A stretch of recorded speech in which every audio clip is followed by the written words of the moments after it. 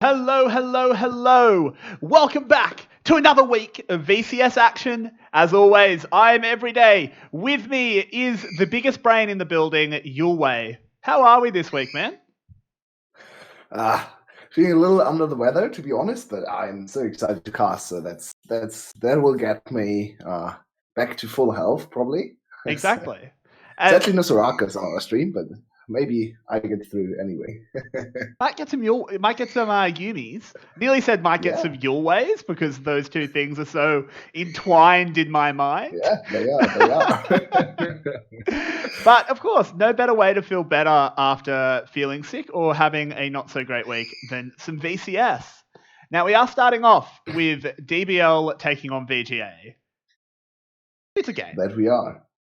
Yeah, honestly, one of our most closest series this weekend. Sadly, we have a lot of strong team against weak team this weekend. But DBL against Adonis are two weak teams, so there might be a little bit of contention between the two. Of course, DBL is still entering this one as the big favorite, but they lost the first one, so it's actually a pretty big match for them. Because if they lose again to Adonis, suddenly chances are they fall down to the relegation, right? Yeah, which would be huge to see the Buffaloes go into relegation. Would be absolute scenes in the VCS Discord. I think there might be a few people on Suicide Watch were that to happen, but not particularly likely. VGA has looked very, very bad. Apparently, Y1 is in fact not back. Back and forth and back with him. Exactly. You can only hope they find a suiting jungler, right? But doesn't seem too great right now. Yeah. If you're a jungler, if you're a potential jungler in Vietnam at the moment, are you really wanting to join this VGA team? That's a good point. Do you really want to join a team that's just going to get hammered straight to relegations? Like, best way to start your career. Yeah, that is very fair. Yeah, we will have to see. I mean, they won a game against FTV. Not sure how much that counts. FTV has been getting better. VGA has been getting worse. So them winning a game against FTV, who knows? Maybe it enables them to win a game against DBL, who have been struggling as well. So yeah, not sure. It's a very hard series to call. I think DBL are big favorites, probably something like 85% favorite to win this one. Yeah, just because they have so many solid players. Even though the team as a whole has been struggling, their players are still fine. Null is actually top 5 in KDA on a 270. Not bad. That's a good KDA. Yeah. I actually think Null has not impressed me this split. I know I'm a heretic for saying it because the holy Null, but I just think he relies on Zoe too much. I have to see if he can. The first 2 weeks were great, right? Yeah, first 2 weeks were great, but those are a little bit away now. He was absolutely in discussion for a split MVP. If they had continued on the same trend, Null would have been one of the front runners. But since then, I don't think he has picked up a single MVP from us. So definitely fallen off a cliff, and we have no idea why, really. Oh, Hope is now a player, apparently. That is interesting. Okay. Trying to fix things from within, I guess. That's one of the weirdest changes I've ever seen. What is going on there? He actually does look older in the jersey, in my opinion. Yeah, he does. He looks like he's aged about 15 years going onto the Rift. Yeah. Look how many players they have. It's a lot. Do they have a single jungler, though? Who knows? No, they don't. Maybe if they're allowed to field, so. They do have hope. Maybe if they're allowed to field all of those players, they can pick up a win. If they can play like 9v5. Yeah, they can rotate everyone. Like in the first 5 minutes, okay, you practice the first 5 minutes, then the next one comes in. Okay, the next 5 minutes. No, they've got every 5 minutes. They've got to play it like how you used to play on the Xbox with your brothers. If you die, you switch off. Yeah, exactly. They've got to pass the controller around. But in all seriousness, this is VGA as a team. Obviously, it's their first split in the VCS. Bit of a mess of a team, honestly. Maybe having their coach come in can get them it should get them a better game plan, surely. Yeah. Also, of course, Zin is now Yeah. in the starting roster, apparently. He came in over from, I'm not actually sure what team he was on for the rest of Gum. spring. He was on Gum. Was he still on Gum? Yep. Oh, yeah, okay. He was not listed as an active player, He but he was wasn't still on active, Gum. but he was Yeah, still okay. there. So, of course, Zin is our VCS champ now, so maybe he can bring something. And we all know he's very, very active when it comes to communication.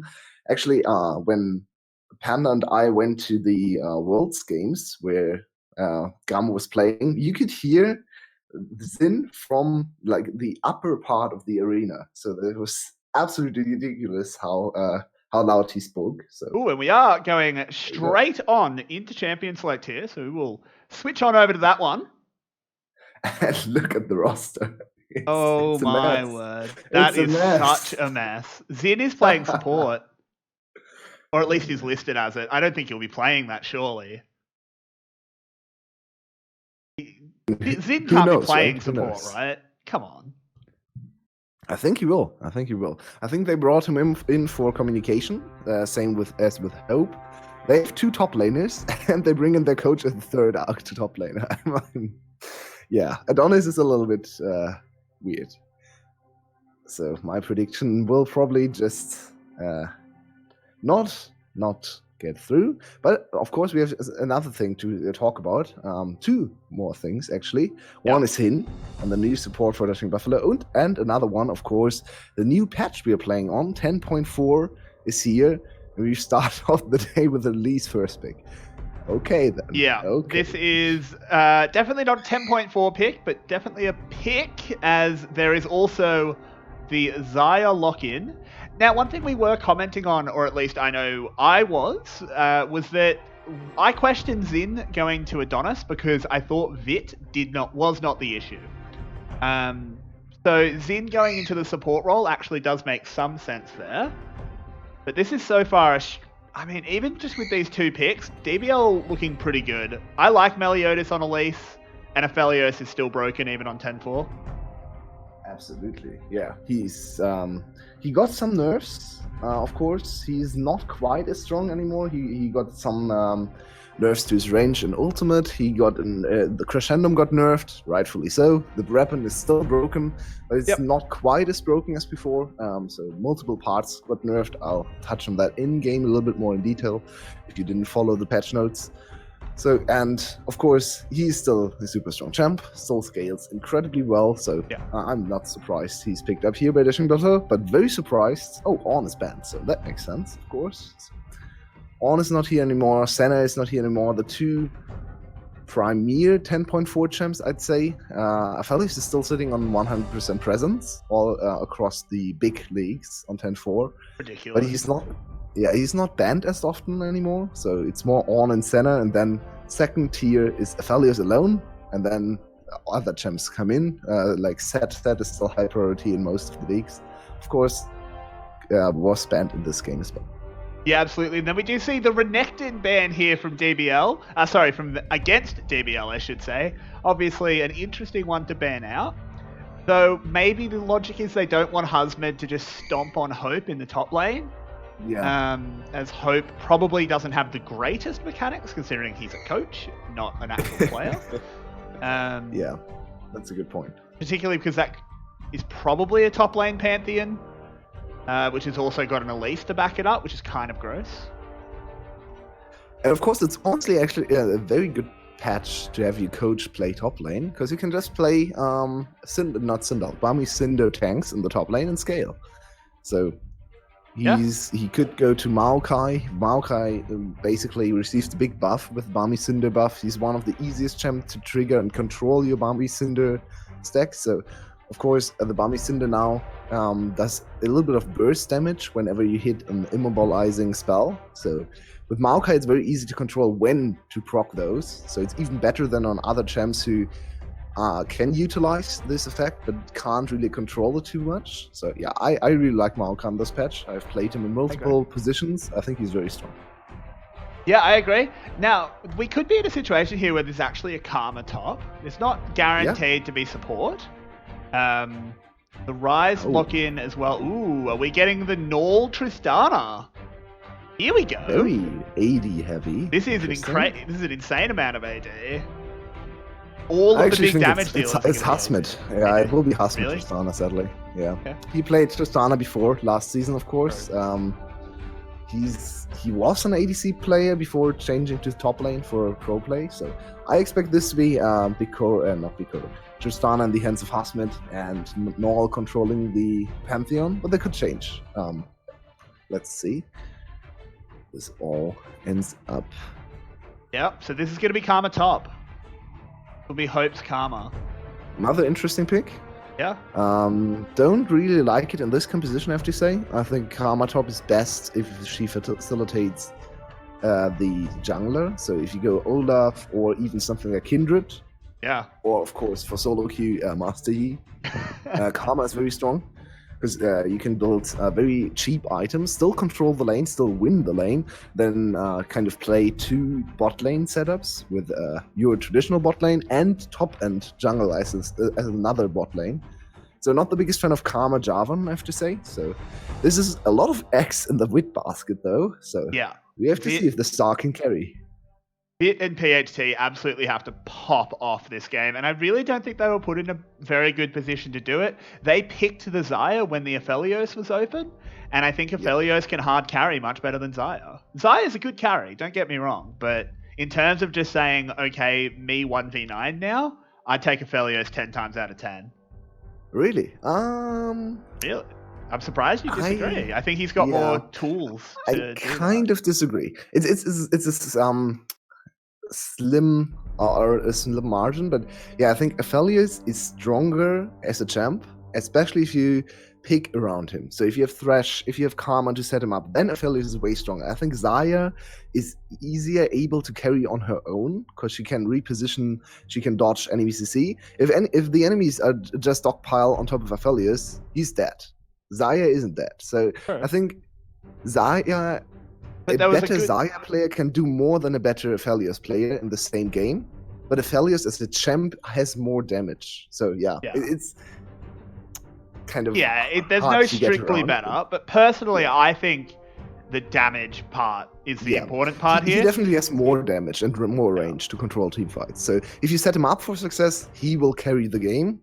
And sometimes Crescendo is ridiculous enough. I think back to the celebrity. Let's call it play. It wasn't really a play. He stood there and shot 3 enemies in a line with Crescendo. But of course, the champ does a lot of damage. I still can understand why you would go Xayah over Aphelios, just to have a little bit more safety, a little bit more self-peel to carry. Yeah, doesn't really make sense if you pick Karma top though. So I definitely agree. My problem with it is more how early they picked the Xayah. It's like they were leaning into this comp. They didn't get forced into it. They didn't adapt the draft on the fly. They picked this. They wanted it. Yeah, absolutely. So I don't fully understand that. And also, should the Tristana not be mid? Like Husband playing it, fine, but surely there's no kill potential into a Karma. I mean, you know how much I hate top lane Tristana. I know, I love the champion. So, but even ignoring rotations and the like, surely there's more kill potential on a Rise than there is on a Karma. I mean, I sort of really need don't kill like potential, don't you? Tristana top lane, especially not into Karma, because you will not kill her. Maybe you can shove her in. Maybe you can get 2-3 platings. But who cares? Karma is way cheaper items. So the 2-item power spike for Karma, especially if she goes full support, which is Athene's into Ardent Sensor, 2,100 gold item, 2,300 gold item. So you hit your 2 strongest items on 4.4k gold. And what does Tristana have on 4.4k gold? Boots and Blade of the Rune Kick. So nothing. So yeah, I really don't like this matchup. Tristana needs to be able to pressure the enemies to get solo kills or pressure solo kills or get platings, and she can't do either here. Maybe get a plate or 2, but this is before plate buff as well, so it's only 120 gold. Hey, not a fan. Not a fan. Missing a few CS there for no real reason, but regardless, still gets a shove in. One thing I want to comment on is DBL has almost no staying power in fights. They are extremely squishy. They just don't have a front line, really. Big Koro is going to struggle to stay alive. Even with that Thresh safety net, this is still a Jarvan and a Nautilus coming straight for him. It's not going to be easy. Yeah, I agree. Also, of course, very AD heavy. If the Elise can't get going, you can just ignore the Elise, especially on the more innately tanky champs like J4 and Nautilus. They don't have to spec into MR probably ever in this game, even though Nautilus will go MR to get Stone Plate. But yeah, the J4 can just go full armor and be a very tanky boy, even from the jungle. So yeah, I'm really not a fan of DBL's comp. I think the only good part of this comp is bot side. Of course, Aphelios Thresh, probably the best Aphelios lane you can pick, but yeah, I'm really not sure how they want to conduct themselves in team fights. They are very squishy, as you talked about, and they have a lot of burst, of course, upfront burst. I think it's more picks. I think they have to be going for or taking lopsided team fights. They have strong 4-1, of course, with Tristana, but even then, Tristana will struggle to kill Ryze later in the side lane, especially cleanse Ryze. So yeah, the win conditions for DBL are not great. I think they kind of have to snowball either ADC through Null's roams. So the Null and Meliodas are very pivotal for their success in this game to accelerate the early game to a point where compositions don't matter. Because of course, there's always the point where compositions don't really matter because you're 6-7k gold ahead at let's say 15 minutes, and then yeah, who cares about inventories at that point? As VGA does have the shove here in the bottom lane. Could see Meliodas trying to find something. That is a very interesting ward, and it's gonna pay dividends, even though it was. They don't know that it just saved them because Meliodas won't show, but it did. So, for you as a play-by-play caster, how much do you like the changes for Aphelios, where you can see his weapons? I mean, you don't even have to add the caveat of as a play-by-play caster, as a League of Legends enjoyer. The fact that you can see Aphelios' guns is much better, but yeah, it is good. It's very ugly though, so I can kind of understand why they didn't add it in the beginning, because it does not look great. Yeah, I think there was other ways to do it, personally. And I will apologize. That noise is my bird. He's very upset. I don't know why. Something's annoying. He's angry. Very angry at this. Very, very angry about something. Probably DBL's comp. Rightfully so. Yeah, if he doesn't quiet down soon, I'll put him in the timeout box, which is just another room. So we can go back to the gold lead right now, because there's a 1k gold lead for DBL early on in the game. Mostly through, just pure lane advantages, honestly. Top lane, 10 CS ahead. Mid lane, 15 CS ahead for Null. Okay. Oh, this could be the fight here. Lantern being used. Who's going to get that? That is secured there by Scary. Well done. Meliodas is very, very low. Does have the Lantern if he needs it, but Husmed dives forward. Hit on the backside. Takes so much damage. Does manage to get the flash over the wall, though. So far, no one is dead, but can DBL evacuate the river? They can. So in the end, VGA gets the dragon, but DBL gets away with their lives. Yeah. And there was a very funny freeze in the team fight, because Scary was stunned and couldn't move. But no, the teleport for Husband was still not there. So everyone just stood there and looked at each other, and nothing really happened. And once Husband arrived, there was the very good PhD ultimate, the Realm Warp, to save his jungler from certain death. So nicely done. Good to see VGA fight back against DBL. And now suddenly the gold lead is actually the gold gap has closed significantly, as especially Hope had some time to farm a few more minions and is very close in CS again. Yeah, one of those times where you're kind of glad that your top laner was at a teleport disadvantage, because no doubt Hope would have been called to TP down. But we might have to come back to it. Husmed jumps forward. Hin is here. We'll tank the tower up. But with the hook missing, they'll just walk away and say, all right, fine. Okay. Very nicely timed roam, of course, for Hin, who is a new player for this team. So good to see his first real impact in the game. knew when to go for the top lane roam and try to fish for the hook. Well, in the end, not quite successful, but still applied some pressure But and here's has free time to this get in. rise ult that we see. Yep, Very well nicely done. Very Of course, Hin almost went down there. A little bit split in VGA. I think VGA would have if Scary had a little bit more HP left, but that way they just wanted to get out of there. I mean, they got the dragon, so yeah, they got what they came for. Point. And the dragon is one of the best dragons, honestly, for VGA early on to pick up. We talked about the composition for DBL being very AD heavy, so an early 6% more armor, nice to have, especially for the scaling aspect. Absolutely. Would have been even greater if they could have gone for more than one Mountain Drake, which is now, of course, not possible anymore. But one is better than no Mountain Drake. So yeah, and they can be very happy. If VGA has control and can get the next dragon, we are suddenly put in a position where we're guaranteed a high impact Dragon Soul. We are going to get Ocean or Infernal, and having the first two Drakes just as stacks. Regardless of the positive impacts. But oh no, here comes the man drop. The double jumps forward. This is a lot of damage here onto Hope. I don't know if he's ever going to get away. And he's not. Absolutely no hope. Up in the top lane as Husmed picks up Burst Blood and the Tristana Pantheon shows why they're picked. Yep. And of course, alluded to it, they needed to accelerate one of the two ADCs, so it's very good to see. Null full committing on this kill. He flashed after Hope and was able to lock him down to give Hasmet enough time to land the kill. So now, very good. A lot of platings as well over to Hasmet. He should be up like 600-700 gold or even more after this play. Yeah, he's still got plenty of time. Well, that's a very good sign. And they want to go for the repeat kill on Meliodas. Meliodas also sitting on the Eye of the Herald, so I'm not sure why he's back. Shouldn't be recalling. I think he should be staying. I think that was actually a really good opportunity to dive. Yeah, I think they called the roam for VGA's players, which is fair. It's to be expected that they reinforced the top lane, so a very defensive choice. I would have liked to see the Rift Herald spawned right away to accelerate Hasmet even more.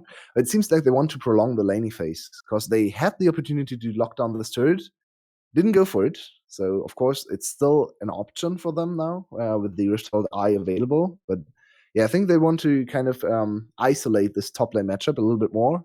Now that Hasmet has picked up his first two items or apart items, he should be able to dominate even more. Yeah, the Bilgewater Cutlass in particular is actually a pretty huge spike. It's just, how do you get the Tristana off you when she jumps on you? It gives you a slash with the sword. You're taking that 4 hit. So good situation overall. Hin roaming up to the mid lane. It appears that they're pretty happy leaving Big Koro all on his own. Ooh, Husmed jumping forward here. And again, can't do anything to avoid taking the full 4 hits from the E. And yeah, he can just keep doing that.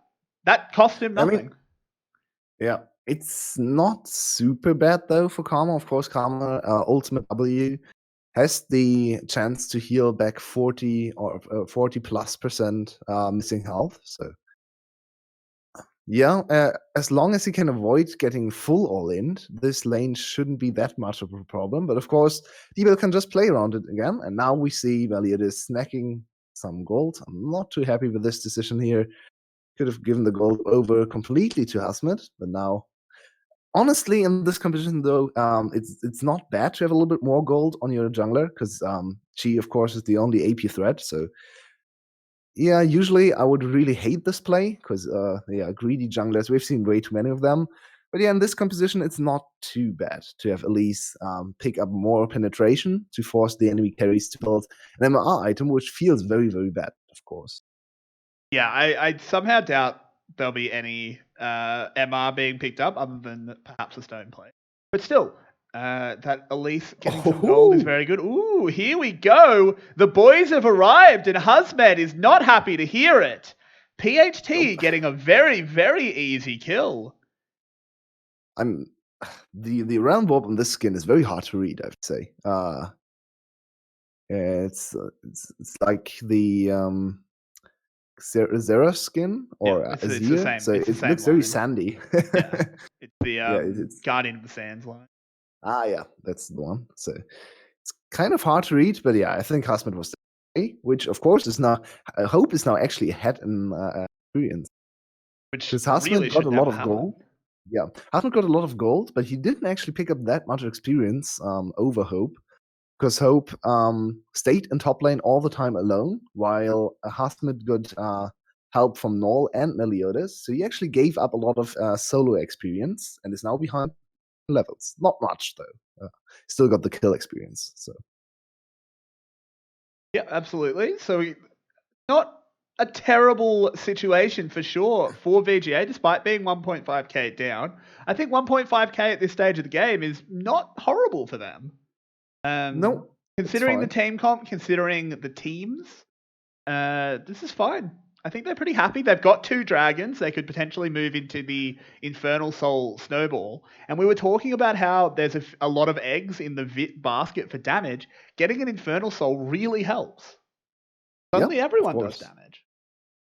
So I think they probably have to give up the next 2 dragons if they don't want to throw away the game, which should be fine because Depends if in this DBL position, prioritizes them. We've seen yeah, of course, DBL yeah. make some clanger decisions when it comes to dragons. Yeah, just from the optimal play standpoint, right now DBL should be stronger, or even for the next 10 minutes, DBL should be stronger. If you look at the items, if you look at the champs, very mid game focused, very burst heavy. There shouldn't be a big chance for VGA to fight the next 2 dragons, which is fine for them because they've picked up the first 2. So the first 2 might actually prove to be super crucial in this game. Ooh, Hope getting jumped in on, but there's 2 towers there, husband. Yeah, and now Hasmet needs to be. Oh, good flash, good flash. Very good flash there. You are just a moment ahead, so you are coming at us from the future. Like a true color caster knows what's going to happen before it happens. Cheats, everyone. I want to kind of direct everyone's eye to Null's inventory because that is. Oh, what? That's something I've never Blade. seen. Sanguine Blade and Moby Boots on Pantheon. That's an odd one. That is very odd indeed. What he is that hasn't actually. Blade for? It's a very strong solo. It's a split push item, of course. It's not great in team fights, but to be fair, Pantheon is not the greatest champs in late game team fights anyway. So I guess they want to go for 1-3-1, which makes sense in their composition. It's a lot of commitment. He could have gone for any other lethality item. I'm not the biggest fan of the Sanguine Blade, I have to say. I don't know why it went first. Yeah. Because, I mean, we were talking just before about how the next few dragons matter. This means he's just weaker than he could have been for the next couple dragon fights. True. I've actually almost never seen Sanguine Blade in the pro play. I think it's because it's not built on too many people. No. Like, Nocturne builds it sometimes. Yeah, that's true. That's true. Zed, of course, can go for it. Have you seen Zed in pro play? Nope. Like, sometimes Talon, I'm not sure. I think Talon can go for it too. I don't know the last time I saw. I know that it's built on. Do you know what champ it's built on right now in solo queue? It's going to be something stupid. Yep, top Janna lane. top. No. It's an AD champ, of course, an ADC, and it's played by the Shy a lot in Lucian right now. Nope. Oh no, Callista. It's the Callista. Yeah. I saw this. The Callista top. I hope we see that. I don't think we will. Yeah. But God, I hope we Scary? see it. Oh, hang on. Scary is very caught out here, going for a lot of damage onto Meliodas, tries to turn it, and he gets away. Wow. I was so ready to flame him. Yep.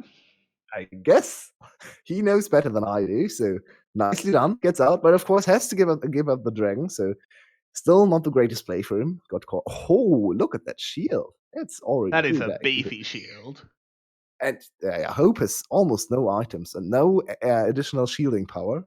Oh, he actually has 5%, but yeah, that's not a lot. He also does not have Revitalize, so no additional 5% from runes, which means he's just starting to build up shielding power. Still, he's getting there. Yep. Doing fine. We'll definitely be able to So many Do cannons enough have in been this missed this game. game. I know. Please. I didn't want to comment on it. Okay, scary. Oops, yep, scary. Once again caught out. Really nice play there by Hin to stop that flag and drag. PHT will get away, but overall not the best situation whatsoever. So imagine you're scary there right now. He got caught, made a cool play to get out, goes back to his channel, immediately gets caught on. Exactly. So my.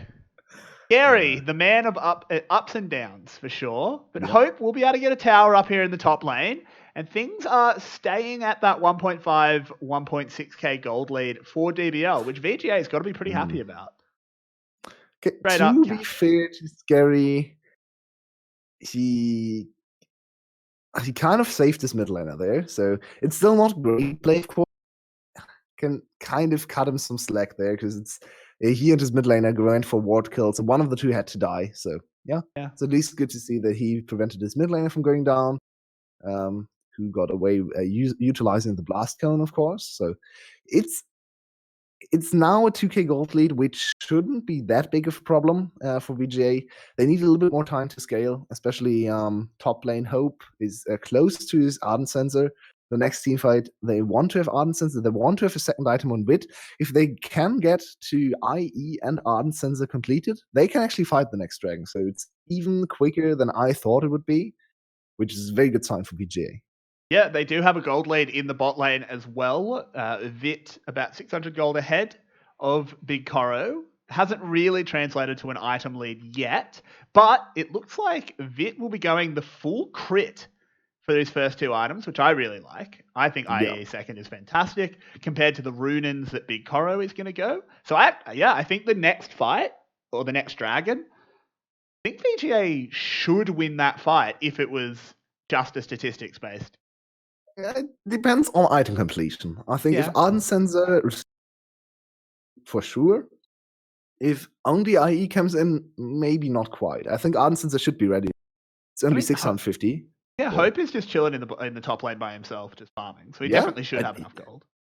He has been quite good this game. Has been picked on, has been ganked a lot, and right one, and is still almost even in the CS. So I'm quite impressed with Hope. He's of course the former coach of the team. VJ has Hope now in the top lane. So yeah, it's good to see. VJ needs everything they can get, and tried something very different this time with Zin in the support role and Hope in the top lane.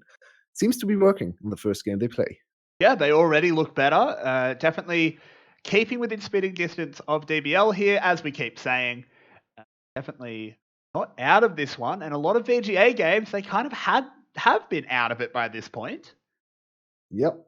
DBL looks for a pick there, but don't find anything. This is more time for the side lanes of VGA just to farm it up. DBL isn't forcing anything onto them. They can't find it. Yeah, they can't die for it now. So they've secured all the big outer turrets, the easy to secure turrets. It's way harder for them to push into the secondary turrets because, of course, the enemy team also has very good tools to catch you out. So if you go for a single target push, then there can be Realm Warp ganking you. There can be like Karma speeding everyone up, so the rotation is quicker than you anticipated it to be.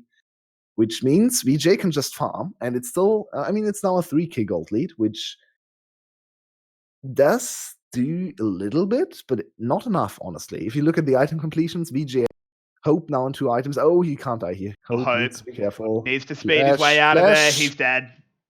Oh, nice. No, the flash was actually really well timed there with the bind. Yeah. Okay, fair enough. And used his ult W to get more tanky. So, of course, the interaction I talked before, of course, if you ult W, ult tether, is it just called tether? I think so, right? You get healing twice. Once when it initially connects, and then the second time if you're able to complete the connection. So he healed twice there, which meant he got back to like half HP. And now we have a fight. Oh, here we go. There is the engage here, straight onto the support. Hin is very tanky, though. He's got that stone plate, but that is a very, very good cataclysm there, but not enough to lock anyone up. And DBL managed to just get the dragon while that was all going on. Should be traded for the mid lane tower, though. That was quite strange. Was a But weird VGA one. was too scared to follow after winning the initial engagement, which is a little bit surprising. They had Flash on Vid and PHT still up, so I thought they could have looked for kills there. Karma Shield was up and utilized to get run away, even though you can just use it to continue the chase. Yeah, I'm not quite sure about this choice, but now, of course, they priority on Baron. So Yeah, and they're Pink's just going to coming start in. it up. This Husband will does be the have Baron fight. TP. This might just be end up being a damage check, and they should just get out of here. Yeah, that's not great for them because, of course, they will lose another turret very quick on the push on the Tristana, of course. So this is now scary. They need to reinforce the lines. VGA with a little bit of a lapse of judgment here. Sorry to cut you off. I know you're listening, production. You could just go down to the players on the stage. Just remind them that we're actually the VCS. And I understand that we're competing with LCK and PCS at the moment, but that doesn't mean play like them. Like, let's go, boys. Come on, chop, chop. Let's get some kills. Because this is 3 kills at 23 minutes. I don't think I've ever said that as a caster for the VCS. Yeah, it's quite surprising. And it's not great for DBL, of course. That said, if this composition was played in LCK or something, you could actually see this team winning with very little kills because they just 1-3-1 all game. Null, I'm very unsure how to analyze Null. I think he's pretty weak. I think he would lose to PHT right now. Yeah. I'm not sure though. PHT with MR boots is a little surprising. Of course, we talked about the accelerated one AP threat on the side of DBL, but she didn't even go for a lot of penetration. So yeah, I don't agree with this boot choice. Of course, you want it against a lot of CC, but here's another fight. Here's the engage though. Meliodas in a bit of trouble. Does go into stasis. Hin here doing absolutely everything. Wow, Hin pretty much solo fends off and engage. This could be a turn. The cocoon hits. There's another hook. A lot of tankiness though. Ooh, scary. Bit risky there to throw himself forward, and he just goes down. Husband has the resets. The flash cocoon lands straight onto Vit. He goes into the Featherstorm, gets a big blade caller, but it doesn't matter. Zin going down now. Can Hin survive? He can, PhD. And oh my god, Husband is going left, right, and center, picking up kills. And DBL win the fight hard. Only Big Koro surviving. Oh man, so many misplays for VGA side. Oh, they should. Oh, okay. So Rice and Zaya completely, almost everything they could have messed up in this fight. Especially PHT. He used his realm warp in the worst possible second, so he had to flash back into the fight to get the 1 kill he actually was able to get. If he didn't realm warp there, he could have gotten 2 or 3 kills even, with a lot of bursts still available. It looked like a very split call there from VGA. Yeah, so let's look at the re-engage. Of course, Zin gets grabbed, but this shouldn't be that big of a problem. But of course, Vid is not able to deal any damage. So now Hasmet re-engages. Meliodas very good flash cocoon on top of Vid. Vid immediately goes down. Can't really do anything. Now look at PHT here. Look at the realm warp. Yeah, he regretted his decision there. He did. That was a horrible flash as well. Yeah. He went about a foot. Oh my god! Did he hit a Q that fight? Oh my word! I think at the beginning, that was some very bad Rice play. That was horrible. Yeah, it was.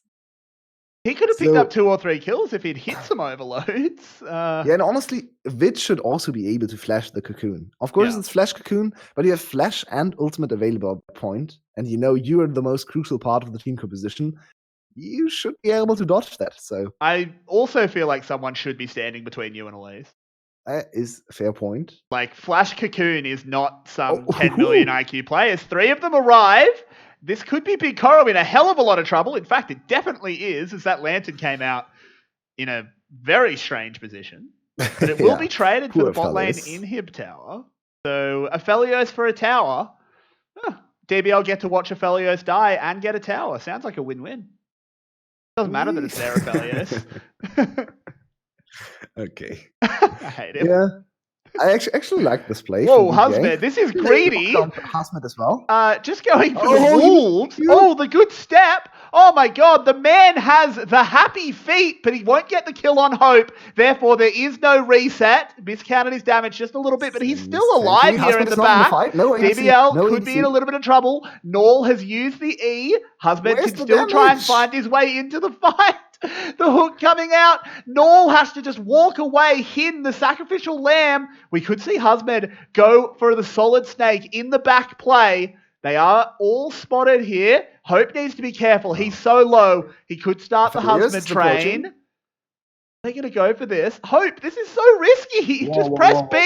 Here comes the man drop. We're not stopping. The E buys him so much time. Scary in a lot of trouble. Husband getting one. It's answered back here by Vit. Hope, oh my god, he lives through the Calibrum snipe. Null going down as well. Overall, it's a one fight here for VGA, and they got that Infernal Drake. They're on Soul Point. What is going on? Yeah, we're finally back in BCS here. Enough LCK for. Oh god! I thought that was a snipe happening. It's all right. Sorry. Nope. Two attempts from Big but sadly he's not the fat ADC. Oh, we have the TP. It doesn't end. Husband going over. Vit will immediately die. What's he doing there? Hope now saying, "Oh god, I TP'd in. I've made a huge mistake." Someone get the record scratch and the. Hope. You're probably wondering how I got here. As Hope is gone. There he is. No Baron though, so now it's only inhibitor up for the taking for DBL. No Baron for them in terms of buff still remains. So should be one inhibitor in the mid lane. I don't think they can the top lane inhibitor as well. So now 2 inhibitors against Soul Point. Next dragon will be spawning in 3 minutes. I think DBL is in a very comfortable position right now. Both ADCs are very strong. Look at the items. So, yeah, this should be a one game for DBL. VGA has lost too much, even though their composition is better in the 5v5 team fights. Their players have been kind of choking this game, especially Vit, I have to say. Yeah, with some very questionable positioning. I mean, you say especially Vit, I say especially PHT, but I don't think either of us are wrong. Both PHT had the one very bad fight, but Vit has now... That was a really bad. Yeah, it was. But we didn't really do a whole lot in that fight either. So, yeah, both carries are struggling. Let's say that. Yeah, and that's really unfortunate. They're the 2 worst players to super struggle because they had to put the team on their backs this game. The comp was built around powering up Vit with obviously PHT on a very strong late game threat. But I don't think we're getting to that late game Rise situation. He does have 3 items, so he could just potentially flip a fight on his head. And he's also level 16, so there is a lot of damage, definitely. Yeah. And here comes Pantheon. This Sanguine Blade not doing much, but the damage will work out regardless as they get the tower. Husband blowing up Scary. He's got the reset. There's an Infernal ult. Didn't do a huge amount. They could try and re-engage on the back of PHT, but Husband is full health. It's just too hard to engage into him. And PHT taking damage that doesn't need to be taken.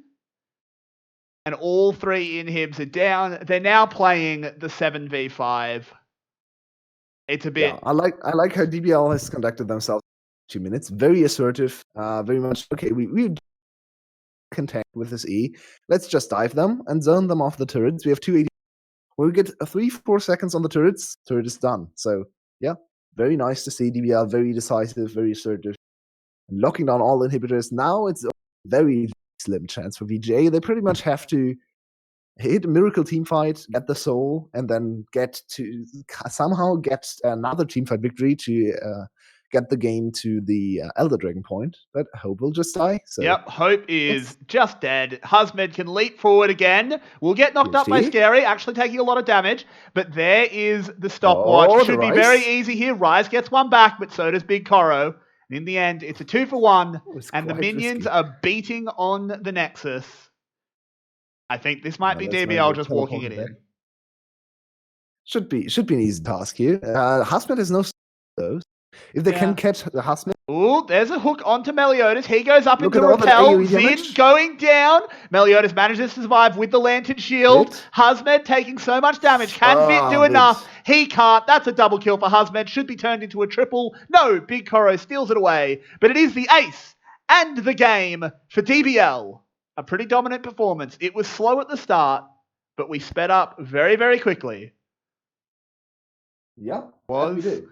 Yeah. And there it is. DBL gets off to the 1-0. And this was a very, it's kind of rejuvenated DBL. Of course, it's a opponent, so we can't really be sure if they got better or they that much weaker. Yeah. But very risky composition. Required a lot of skill and execution to get the victory. Definitely easy execution on the side of the VGA. They were not able to do that. So in the end, DBL looked like the much better team. If you win on the harder to execute, definitely way after game one. Very confident, looking ahead to the next games. And I have to say, even though I'm a big critic of Tristana Top in general, and Husmed's first Tristana Top last season was horrible, this was a standout performance for him. I mean, Husmed was an AD carry, right? Before he started his career, or his professional career with DBL in the top lane, he was an AD carry player. So get him back on those AD carries, apparently. Looking really good. Yeah, this was very impressive for him. I think he was the #1 carry. Plays as well, and I really liked Hint's first game for DBL. Hint looked really good. We do have to pick an MVP. We do have to decide on MVP. Has to be Husmed, I think. I agree. I think so. Yep. So we'll lock that one in. Husmed will be good. Another chance. Who knows? Yeah, change your name back. Stop talking about DivKit. Of course, we are referencing the VCS English Discord.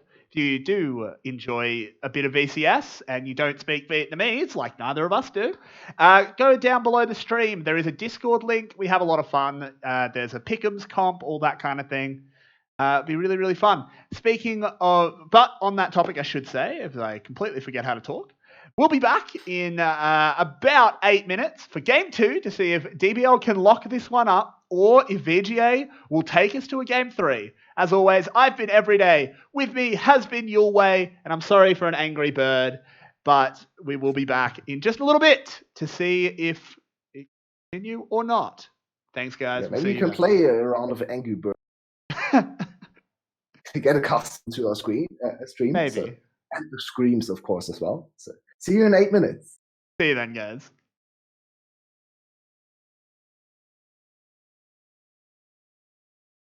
Welcome back, everybody, for game 2 of DBL taking on Welcome back, VGA. Everyone. To hear me? I can.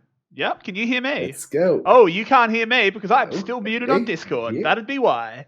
Haha, my bad. I forgot to unmute. No, I was wondering, why are you just repeating what I said?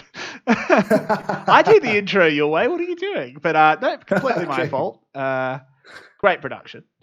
But yep, DBL took a dominant game 1. So have to see if they can translate that into a second win, or if VGA will be able to fight back. If VGA is to fight back, what do you think they need to do? Oh, it's a long list, but give us the cliff notes. This is very hard to get a game to get to come back from. This is not something you can down to or an invade, where these losses like that can be very easy to just brush off. It's like, okay, we messed up draft. Let's try again with a better draft. Or okay, we got invaded level 1. We couldn't really play the game afterwards, and the screen we would restart. This game, everything was kind of set up for VGA's success, and they just didn't perform in the team fights. So I'm really not sure what to tell you. They just have to play better. It's as sad as that sounds. It's not really analysis. Truly, this is the Dark Souls of analyst sections, because the answer is just get good. Yeah, get good. Yeah. And I mean, it's harsh, but kind of true. DBL just had the better players. Yep. So, yeah. Yeah. And I have to say DBL's first 15 minutes didn't look too great. They gave up 2 dragons a little bit too straight into champion select, but do continue. Yeah. given up by DBL's composition early on, which made me think the VGA had the best. But of course, the last 50 minutes looked way better. Very good team fight places they chose to team fight. Very nicely done from Hasme to jump around the corners of the team fight and look for ways to annoy the enemy and also deal a lot of damage, of course, but not put yourself on the big risk of dying. So really liked how the Dashing Buffalo approached the second half of the game. So want to see more of that, less of the first 50 minutes where they were a little too passive for my liking. Yeah, I completely agree. And I mean, I know you're saying it from an analytical point of view. It was not necessarily the right way to play. I'm going to agree with you, but from a completely different point of view of just, I don't watch the LCK for a reason. And I don't want to see it in the VCS. There is that Pantheon first pick, apparently a very high priority champion here on this 10.4 in the VCS. Yeah. Aphelios hit the ban list this time, so interesting to see Aphelios banned on red side from Dashing Buffalo.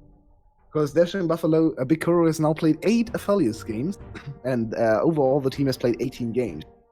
Almost half of his games are on Aphelios. This time he'll show us a new champion, or is this top lane Kalista? I want to see it. I really want to see it. I don't know why you'd pick Kalista this early, unless you wanted to fake it being an AD carry. I mean, maybe you can flex. Maybe. I am really excited now, because we've seen Hasmed on... The whisperings about Kalista top lane are definitely there. A lot of people catching up with Chinese solo queue and playing it, or a lot of pro players trying it out in the West as well. So would be very surprising to see the first professional top lane Kalista on the side in the VCS. But why not? I would be down for that. Why not? And also, something I forgot to plug, but while we are just watching these picks coming, because of Gragas, of course, is very standard. If you have a look at the bottom of your chat box there, you might notice you're accruing points. You can use those points to do a whole bunch of things, including if you have 1,500 points, you can ask us a question. And if we're not too focused on the game, okay, we'll come back to that. I know I saw that pick, but I just want to finish what I was saying. Yeah, you can spend 1,500 points and we'll try and give you some context about the VCS and stuff. Because I know there might be some new people, but that's a Tarek. Yep. Go ahead. So that definitely signals Kalista Tarek in the bot lane. We've seen this composition a lot now. Globe, of course, started in the LCK. I think the first even 2 or 3 patches ago with Genji, with Ruler, one of the best Kalista players in the world. Yep. Then in LEC, Mad Lions definitely played a little bit of Kalista Tarek as well. Of course, they have a Tarek one trick in the support position, so it was more for the support, while in Korea it was more played for the ADC. It's a very strong team fighting composition, and even though Kalista doesn't really scale too well as an ADC in isolation, paired with Tarek is one of the hardest scaling support picks, especially if you go for melee supports in the game. So suddenly, Kalista does scale well, especially if Tarek can utilize the Kalista ult, the Fate's Call, to prevent his early demise in teamfights, so he can get his Cosmic Radiance through. Then suddenly, there's a lot of value. There was a very famous game, Mad Lions against G2, where G2 was ahead and had the casters called their composition stronger in the late game, but they straight up lost a 4v5 against 5v4, I should say. So they had 5 players, and Mad Lions had 4 players. They straight up lost that team fight to Terry Kalista. So it's a very strong I think this is a very strong composition. And there is the cannon that will well and truly crush our dreams of a Kalista top. As Hasmed, he really likes the Pikachu. So yeah, he's a good cannon player. He's played cannon a lot in the summer, I should say. So not too unhappy with this pick. Honestly, cannon in this composition does not look too bad. I would really hope they go for AD mid lane. There's a little bit of triple AP topside building for Dashing Buffalo, and we all know there is. Once again, we have an emote for that, but you need to subscribe to turn it on. We do have the triple AP topside potential coming in, unless we do see the AD mid laner. However, PHT, okay, I was going to talk about the Cassiopeia, but is it the Kiaya special? No. But the Tristana, Okay, run it back. So this might be canon in the mid lane. Or can Null play it as well? Yeah, or can Hasma play mid lane that? Okay, this is very interesting. Null just this time around. Why not? It's actually the hardest matchup possible for Tristana, so yeah, not the biggest fan. It's not a huge fan of Cassiopeia, the only champ I have ever encountered or ever seen in pro play as well that can actually trade against Tristana mid lane. So it's not the easiest setup for Null. He should be a better player than PhD, but yeah, this is a potential point of where Adonis can exploit DBL's composition, as this Cassiopeia can definitely look for solo kills into Tristana. Yeah, I think it's very interesting. I feel like the Tristana pick, while it is strong, it's only really good when it can stomp lane, and I don't think you do stomp lane into the Cassiopeia. No, you really don't. You can definitely keep up on CS and maybe even look for an early push and get a plate or two. But yeah, Cassiopeia wins all ins pretty easily, especially if both are flash available. Cassiopeia has just more tools to play with. And also, actually, Gragas, very good into Tristana as well. He can cancel her jump.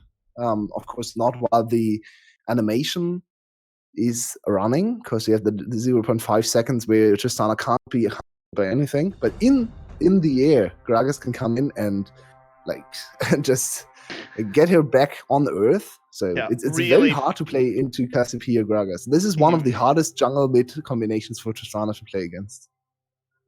Yeah, it's very, very strange. As just to address what I can see in chat, not true anymore. A lot of Vietnamese teams actually have the stable rosters these days. It's pretty much just VGA that's screwing around with their roster this to address chat. And FTV. You're not wrong in the past. You're not wrong in the past, but this recently, VCS has gotten a little bit more professional on that front. VGA hasn't quite got the memo. Yeah, I'd say the top teams especially don't change around their rosters too much, and it makes sense, right? For a 2-7, a 2-5 team as well, to change at least one player in the mid-season, because of course Hin is now starting in the support position. They don't really shuffle their roster around too much, like Adas, where Scary plays support, then plays jungle, then we have Django suddenly playing mid lane. So that's definitely the old VCS team style, special. Yep. Or FTV, where Rika plays mid lane, Goku goes to support. To be fair, Rika mid lane is pretty much just on the Nocturne. Yep, that's true. It's only basically a one champion thing, but yeah. The bottom teams do that, and I think it has more to do with them not being able to find a solid roster where they can compete. So they just try something. They just throw everything they have and see what sticks. I mean, for VGA, that is the approach. Something we were talking about when we were just chatting before we went live was, if you're VGA, you're kind of looking at, well, what do we get out of the rest of this split? The odds are you're going to relegation. Yeah.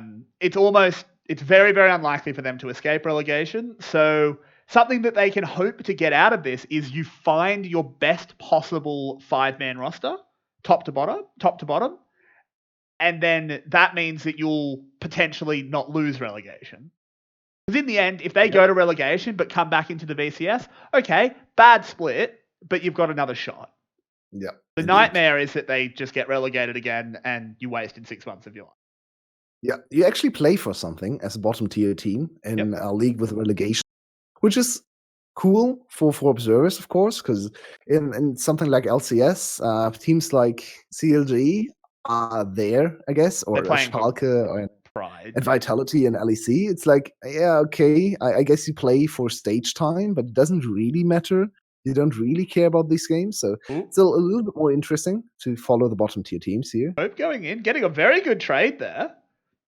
Yep. And I like that Hope is sticking to very easy. Of course, game 1, the Karma got a little dominated by the Tristana. Tristana a little bit stronger in lane, of course, but he still kept even in CS and was able to push out the lane.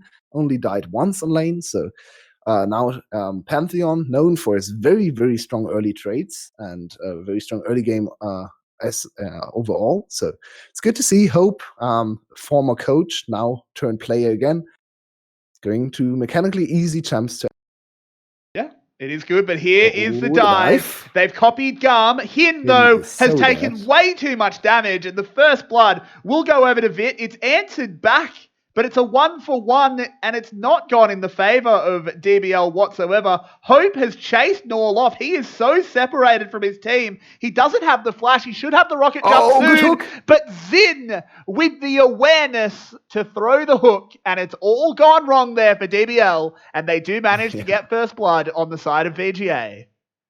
Yeah, I think Norl watched Hasmid play last game and thought, okay, I saw what Hasmid did on 3 items, I can now. But sadly, he's only sitting on 1 Durance item at that time, so yeah, not quite. It doesn't really have the damage. So let's look at this again. Hin starts off with the double. He wanted to go for the double stun with Wit.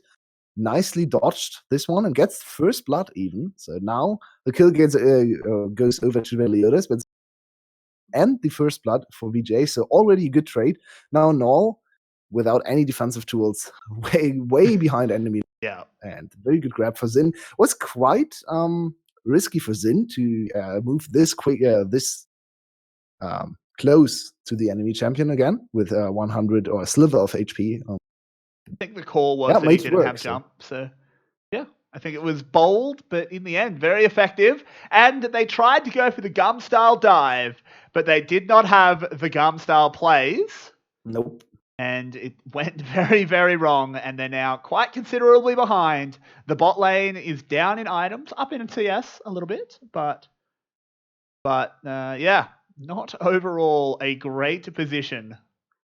However, yeah, the best play to salvage. Here come the boys. Yeah, okay. Zin is here as well. Another early roam. Oh, Meliodas has just been caught in his jungle here. The repel's already been used, and PHT will get the solo kill. The Lantern brings in Scary. VGA, they find new life in this game. As Zin says, wow. I'm going to get something that Gum never gave me. A kill. Very true. Very, very true. Wow. VGA looking revitalized here. Yeah. Amazing plays early on. I really need to see what happened in the jungle. Meliodas, of course, blew his flash on the bot lane, so didn't have any escape tools. Oh, nice snipe on the cannon for Vid as well. Good to see. But yeah, he couldn't escape the very strong Snake, and we talked about Snake against Tristana in the mid lane. That is a favorable matchup for Cassiopeia. Not so much this early in the game, but okay, dominating. Might be there. Could be very, very caught here, and with a good turnaround there from Meliodas, the CC was layered. Ooh, Hope, you're a little bit deep. Goes for the stun on Null, but Tristana does not care about your stuns. Vid has killed in. What is going on? Hello? We're back. Please. We had last game. The players got bored. We're back, and Meliodas will be going down. VGA is storming to a lead here. 1.6k up already. They really didn't want to play another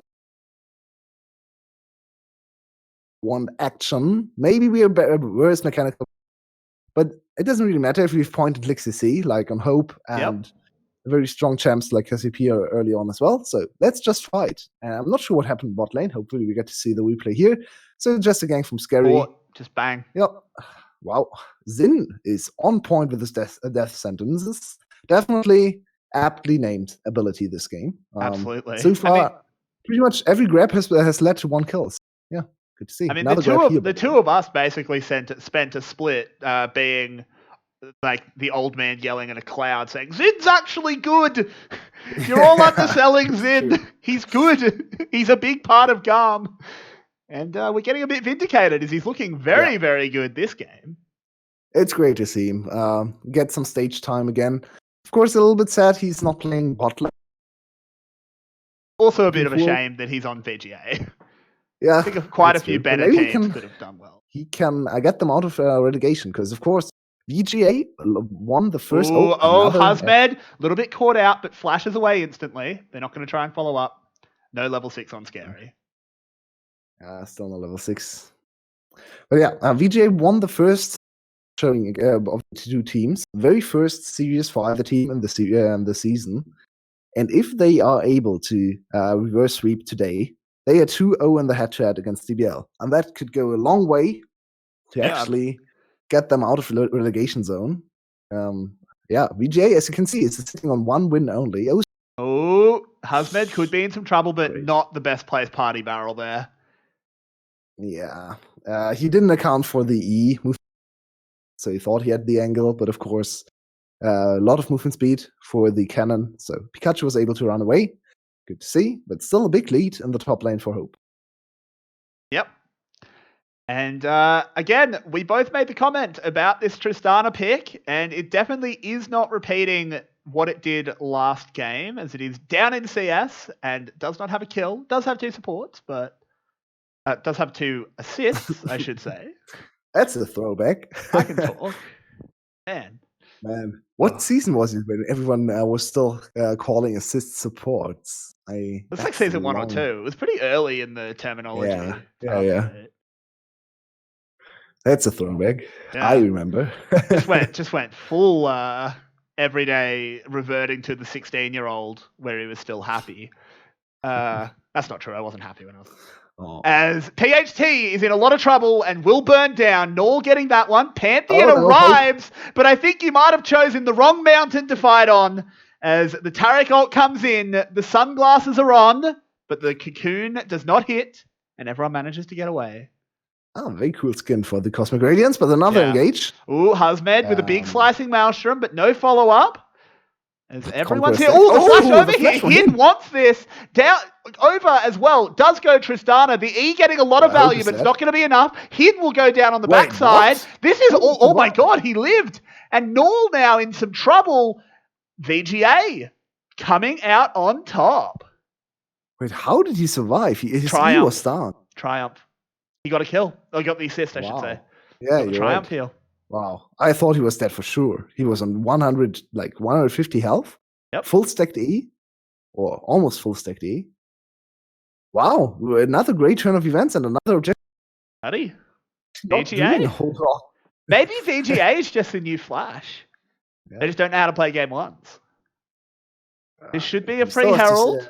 Even close out this game. Another fight will erupt here. Scary, taking a lot of damage, but he gets out with the lantern. So, yeah, a lot of weird interactions there. I think DBL was just once again... Also, the coordination between Taric wasn't too great. I think Taric used his ultimate because the call came in, let's dive. But then they didn't do anything with the Cosmic Radiance. Another great turn from Null. Null is on top of his game. Null. Look how much this A just mitigates. Look at that E. Insane. Look at this ultimate here. Okay, so I think they see Scary approaching, so they say, okay, it's a little too scary to dive against 2 and turret with no minions, so let's not do that. But now, of course, Cosmic Radiance is not here. Hin with another great stun on Hope. Let's look at Hope. How does he survive? Once again, E activated, goes down to 100. Yep. There, he gets double Triumph. 44 Triumph. Wow, that's a lot of feeling. Triumph is a very strong rune. Very good rune. And, it is. I just want to put it out there. You commented before that play started that the Cosmic Radiance looks good on Taric. This game is making me very, very sad that we still don't have a clean feed because the riff of the guitar that plays when his ult goes off is great. It's just like one single dee-dee. It's great. I love this skin. That's true. I love this skin. Second best Taric skin behind Fluffy Taric. Yeah. Come on. Fluffy Taric. I mean, I love Taric as a champ. He's a lot of fun to play. He is. Oh, the flash forward here. Vit wants it into the party barrel, into the death sentence. Hazmed will not be getting out of this one. And all of the golden statues being handed out. Vit is getting 2 Oscars for that performance, apparently, as they pick up a free kill. Yeah, I think they saw the very cool... You have cut out there, my friend, so you might just need to repeat yourself. Discord is not liking us tonight. Yeah, I'm sorry. So, yeah, they saw the Cosmic Radiance. Happened again. We're never going to hear what Yulwei has to say. I guess. Well, no! Wasn't that point. Oh, we will live in wonder. So yeah, if anyone wants to sponsor the stream so we can not have to do this over Discord and one of us can justify moving to the other country, that'd be great. It's just got to pay us enough to justify moving around the world. Yeah. That'd be great. It'd be great content, but Germany's a long way away. Australia is too. Shockingly enough, they're actually the exact same distance from each other. Quite surprising how that works out. Oh man. We completely missed that replay, but I think it was worth it. Mean, we saw what was going on there. So, yeah, certainly Hasmid's second performance on this Cannon hasn't looked great.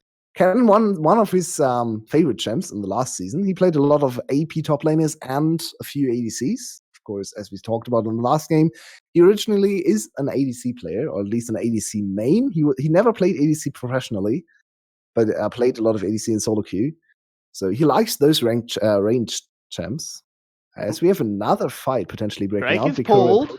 It goes down very quickly. Cosmic Radiance is used, but it only affects 2 of them. Big Koro was trying to get over to the team, but didn't manage to get there. Will they pull the plug? No, they won't. The slicing Maelstrom onto so many members here. Husband will be the first one to go down, though. Can Big Koro find anything? Fate's Call being used. Big knock up into a stun with the stopwatch. Very well done by Hin. This is all going well. Down goes Hin. It doesn't matter, though. They're still in the back of the pit. They're just going to wait for the cocoon, I think. They just want to go in on cooldown. There's the cocoon straight onto PHT. Very well done there. Null fighting back, and he gets it. It's a bloodbath in the Baron pit. Call it the Grave pit. Because, my God, all of VGA is lying dead. Oh, so many interesting turns. Started off with a very bad no idea why he started. So never started Cosmic Radiance. That is very easy to disengage from for VGA, even though they were cornered or kind of, they were all stuck in the pit, of course, but they still could just wait out the Cosmic Radiance. So very bad start for him, but he redeemed himself big time. Yeah, didn't even hit look at this again. Also, well done by Null to interrupt the man drop. So Hasmid, of course, flash ultimate, but he gets exhausted immediately. There's not a whole lot of damage. Kuro doesn't get the access to the pit, so it doesn't deal a lot of damage. But now Hin, with a very great turn, Fate's Call into stun, and buying a lot of time with stopwatch, kind of turned the fight around. And now, of course, as you rightfully pointed out, Scary needs to protect his mid laner, block. That is the word, right? Block the cocoon, of course. If PHT gets hit, you all die, and exactly that happened. So I think he needed to block that one. Ooh, and there is Scary with some truly terrifying position. Retroactively blocking spells doesn't really work out. Please don't do that again. Null charging forward here, has got the E-proc. He dove forward. Oh, Null. He just broke his nose on the red buff wall. Smashed his head into it. Oh, he's going for the man drop out, and he's out. Nicely done. I think he could have just walked away, honestly. Yeah, it's not that long a cooldown. It looks cool. Starfall looks very cool. It's a little risky, though. So, yeah, in the end, only 1 kill over DBL, but DBL has stabilized, now on a lead. And we have to talk about skating a little bit in this game. We haven't actually had the time, because there's a lot of action. And you're still not going to have the time, as Cosmic Radiance wasn't bound. This time, Fate's Call coming in. It hasn't actually done a huge amount here. Big Koro will manage to hop away, and DBL has the flank. Null wants this. I don't know if that was communicated very well, as he just leapt in on his own, and PHT didn't even go down. Leroy Jenkins has arrived. Yeah, indeed, yes. And Hasmid is sitting there like, Tristana is my pick. Yeah. No, we might lose this game. We lose the battle, but I win the war. Yeah, indeed. He does. Well, Null with a very big player. And now suddenly VGA in the lead again. Back and playing a little bit of ping pong. Not in the LCK way where we just ping pong waves. We ping pong kills. And that's much more exciting, of course. Yeah, this is very much just back and forth, teams over forcing. This looked really bad for DBL. That was on the outside. That was so close to not hitting anything. Yeah. Also not sure why Tarek was not linked to Picoro there, but I guess he wanted to go for Just don't Cosmic understand. Radiance. Norl did not need to go in there. He really didn't. He almost got the kill on PhD, but even if he did, like, whatever. It's still a shutdown to the enemy team, so yeah. Not the greatest play for Norl. A little bit overzealous, over-aggressive there. No flash now. I don't normally comment on chat during games, but can I just read out the best burn I've ever heard about VGA? VGA is basically a Lego set badly put together. Absolutely brutal. Yeah. True, but brutal. Well. Oh. Did you play a lot of Lego? Yeah, I did. I had Lego sets. Not sure. Me and my brothers. I remember I ever owned. Me and my brothers one Christmas got like a really big Harry Potter one where you could build like the whole castle. Nice. Between 4 of us. It was really fun. But here is a catch. I don't think Hin is having much fun. That's a good stun to turn it back around, though. Zin taking heaps of damage. Has the stone plate, though. He's a tanky boy. Yeah, he is. So, this game is on a knife's edge. I think in terms of scaling, I kind of favor DBL. Oh, here comes the Pantheon. Tried to go on to Norl, but now could just have the separate here. The Predator is popped. Gragas will be zooming in, but I think they might back this one off. It might just end up being a dragon fight. A very valuable dragon for DBL. Tarek's ult is on a long cooldown. Yep, and Big Coro nicks it away. Says Callista objective control. Here we go. PHT got hit by a cocoon, but they just didn't go in on him. No, I think that he just hit a Q, honestly. He didn't deck up the rent or anything. He just hit a Q, which, I mean, it does a lot of damage. So 300-400 damage probably on the Q. So just a missed smite for Scary. Okay. And Big Coro taking so much damage. He goes down. PHT looking so good on the snack. And he gets the shutdown as well. VGA. And suddenly they're pushing the inhibitor at 20 minutes. What is happening? The game is completely turned around once again. This is... This is high-paced. Can we look? I think not great League of Legends. I think what needs to happen here, Yulwei. I don't think we can add to this game very much. I'm just going to put some music on, and me and you can just go AFK. All right? Because there's no way we can talk about what's happening. Because what the hell is going on? I'm not sure. Okay, good to see Scary is aware of his HP bar, so he doesn't have to blow his flares just to stay healthy. Ooh, here comes the Cosmic Radiance and the Slicing Maelstrom. That's going to do a lot of work, though. Husband dealing a lot of damage, but it's only a 1-for-1 in the end. Baron will be picked up here by Hope. Secures that one. The smites have not been too good for Scary. He did die, so pretty hard to smite. And Hin needs more practice on Tarek. This is the worst Tarek I've ever... He is so bad on with his ults. Yeah, you don't use ult at the beginning of the fight. Never. Why would you do that? You actually waste effective time on the ultimate. Yep. That is so weird. There was no need to use ult at the start of the fight. Husband even hits stun on everyone. So there is no time to kill Husband, even if he doesn't have the ult. So you want to wait for the ult to come in after all the CC is worn off, so you can prolong the fight. Look at this. Way too early. Yeah. There we go. So early. And so Husband, once again, it was the Kennen dream, but just no follow-up. Yeah, it doesn't have any damage. He also once again got exhausted. One of the greatest tools in Kennen. And did he get exhausted? I guess he didn't, but looked like it because he doesn't deal any damage, which is unfortunate. A little bit. He was 1-4, so... he doesn't really have a lot of items, and the one item he has completed is 60 HP, so... Oh, there is the Pantheon diving forward. The Aegis, once again, getting way too much value for one basic spell. But this should be an inner tower here for VGA. Hope, coming into this team, has apparently really screwed their heads on straight. I like his performance a lot.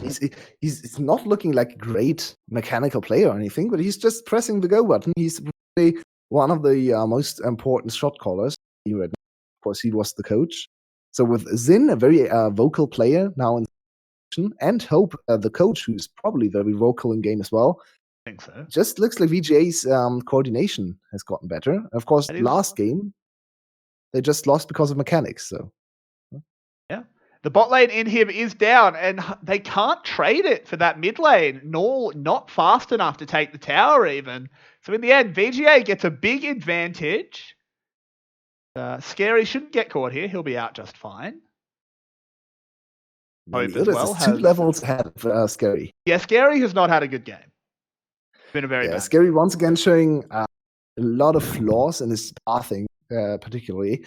Think back to the one game we had last week.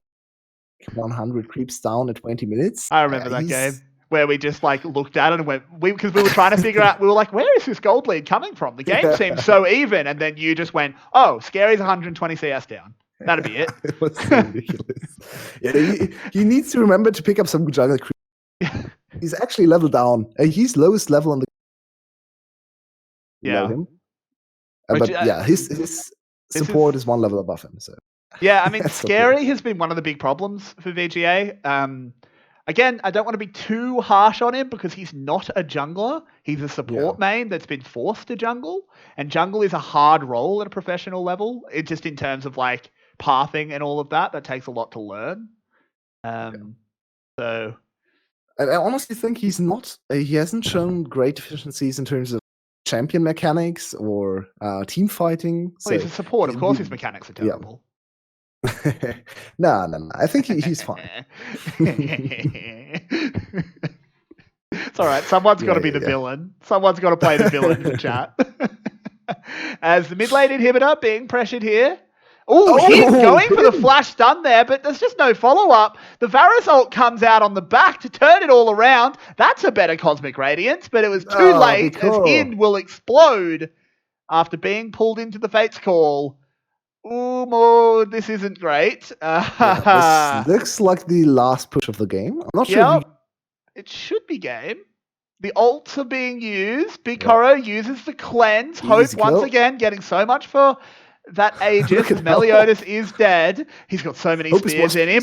Big Koro going down. This is the last chance saloon here. The slicing maelstrom used. The Husmed is dead. And VGA will take us to game 3. Yeah, they're honestly looking great this game. Yeah. I mean, they look good. Nexus will finally fall. DBL doing their best to stop it, but there is no chance. And this was a very surprising game. Not looking at the outcome, of course, a little bit surprising that VGA wins passion after getting kind of out-muscled in the first game in terms of raw mechanics, but even more so in terms of the way VGA looked, because VGA has never been a good early game team. Even when they looked better at the start of the season with Y1, they were still consistently falling behind in the early game. So quite surprising. They profited, of course, a lot from a lot of botched engages from the side of DBL. Some very ill-advised dives early on in the bot lane. But you need to catch the throw, and VGA did that. This is one of the... This is scary for DBL. DBL is a very respected organization within Vietnam, but they've had a horrible split. And if they lose this, they're bottom 2. Yeah, because of the head-to-head.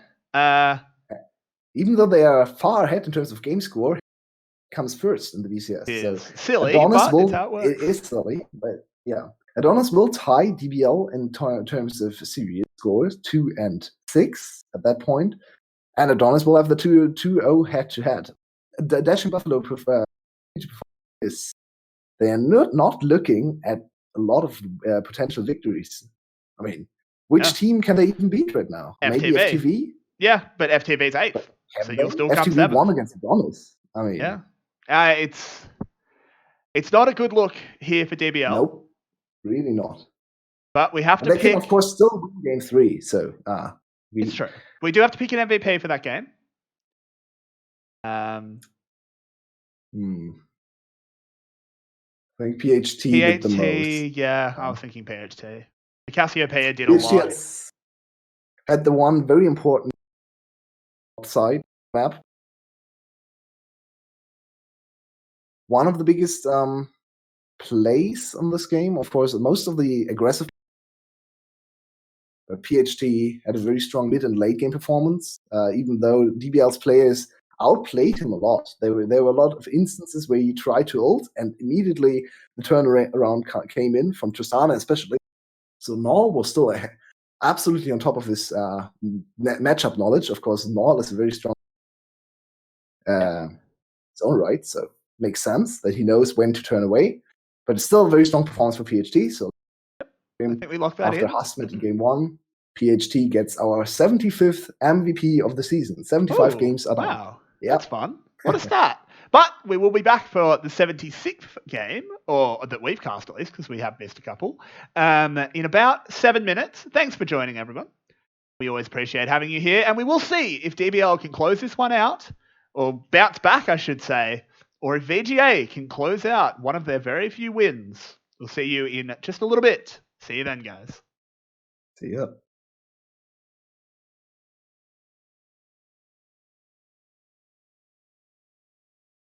Never mind, I need to unmute myself to talk. Welcome back, everybody, to Game 3. We changed production things, okay? I'm still getting used to it. Of DBL taking on VGA. They've brought us to 3. Fun fact, we have a little pick'ems thing, which we can very quickly take a look at the score of, by the way. We do have a graphic. Yeah. Well, graphic. Oh, actually, Zin got the MVP, the official MVP. Interesting. I don't mind it. He hit some really good hooks. Yeah. But Actually, to make the point, completely forgot about Zin. But yeah, to make the point I was making, we do have a pick'ems. This is the overall scores, not this week's prediction, as I actually bring it up. And do you know how many people predicted VGA to win today? You probably read chat in the break, Side, I think. It was one person.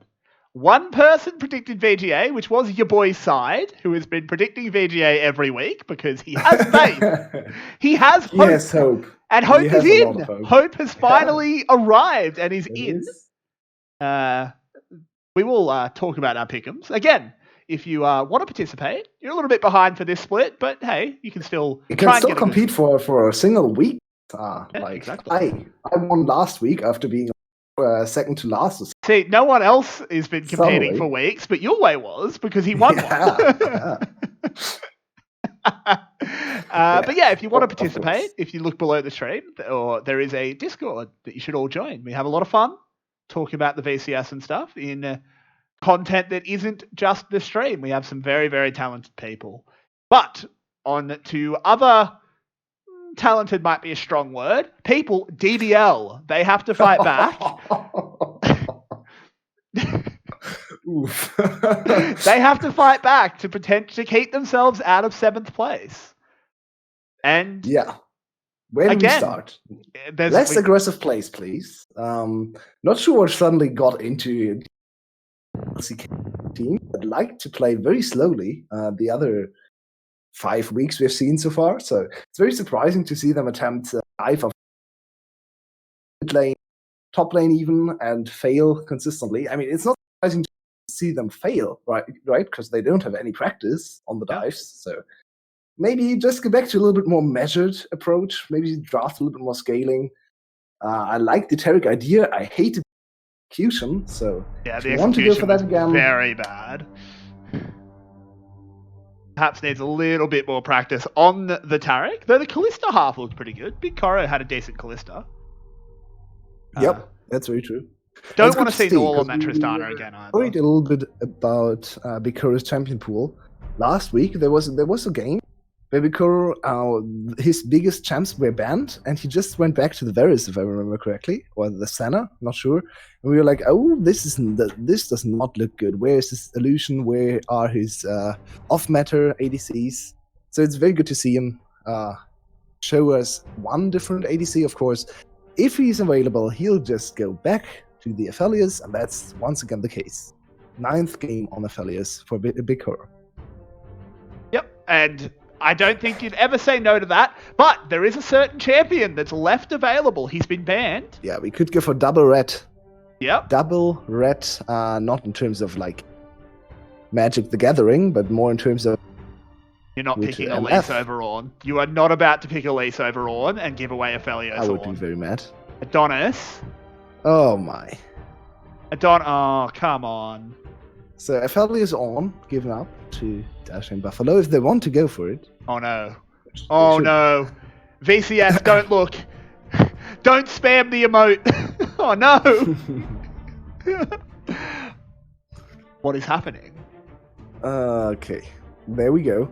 We have Meliodas and picks, which is LB, of course. Actually, only played it once this season. He's known as one of the best LB players, and maybe according to former EVOS coach Jensen, of course, What is podcast, which you can also check out. Oh yeah, the Everyway podcast. Should give it a listen. Where is On at? On? Hello? I don't understand. So Adonis is in prime position to pick him up. It's got to get banned, right? Hopefully. Fenry, come on, it's not hard to hit that button. Or Hasmed, not sure who's banning. What is happening here? Especially now after... Is Leona, Lee Sin, or LeBlanc higher... in what universe is any of these champions higher priority than On? There we go. On then. At least we see him banned, so that's good to see. I have a graphic for this. I have a graphic for this. So just, you continue. Oh, no. This wasn't for this match. It wasn't for this match, to be fair, but just continue. This should be picking On. Here we go. Okay, another support champ banned. Zin's very strong Thresh. He's now banned on their side, so they already blocked it. No potential Thresh pickup for Adonis, and they ban away the best support to go alongside with the Aphelios. Another good adaptation. I like the support pinch as well. This should be... To be fair, Jace got buffed this patch, so he's a little stronger. His early all-ins Still much don't stronger. Like it. Not the biggest fan. Now it's a very aggressive combo. Okay, this is much more late game. I like that. Also kind of blocks the Cassiopeia, so I like this a lot, because Cassiopeia doesn't... Never mind, it's already LeBlanc, of course, so... Ignore me, but it's not a bad matchup into LeBlanc either. Will we see Tom Kench? With Thresh, of course... banned kind of makes sense. I think they could have secured Thresh before the second round of bans, before Lee Sin or LeBlanc. Potentially. Doesn't make a huge amount of sense. They might go for this Mordekaiser, and they will. Husband brings out the Man of Steel. I don't really know where to... very strong. Come on, Colorcaster. Tell us why they're doing this. Very early game focused top side with... this is all about mid-jungle, honestly. So Dashing Buffalo is looking for mid-lane kills. Yoshino special. Hope I thought the coach. The no mechanic coach is suddenly playing Fiora. That is interesting. This is a good matchup for Fiora, but it's Hope. Yeah, it is. He hasn't played a professional game in 2. Well, he's played 2 professional games in 2 years, and they were both tonight. That's true. This is and both on very low mechanic. Now it's a very different look. Also, these are really both not good comps. No. I'm not sure why they gave up their 5v5 advantage they've built up with a lot of wombo combo in the bot side to pick a 4-1 composition now.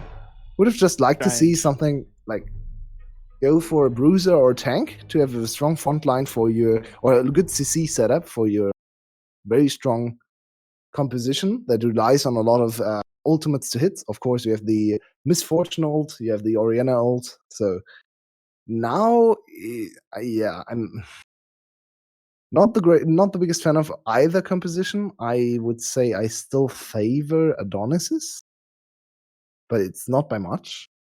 And LeBlanc Lee Sin can definitely run away with the game here. Should be a big focus on Null's mid lane with Meliodas, of course, trying to kill PHT over and over again. Yeah, it's a very difficult situation going on here for sure. Also, what happened to Vietnamese Fiora's hair? I don't know. It's her and Skarner. Her and Skarner apparently just have a different splash art, but only very slightly. Yeah, very slightly. Fiora looks like, Strange. she didn't dye her hair very recently, and it's kind of washed Yeah. out. And Skarna's just terrifying. Skarner is not sure Skarna about is Skarner. Skarner looks like a Yu-Gi-Oh angry. card, Yeah, honestly. that's one way to put it. But you might just need to fill for a moment, as I hear something breaking in my house. I'll be right back. That is not great. Yeah, I mean, we don't really expect too much to happen.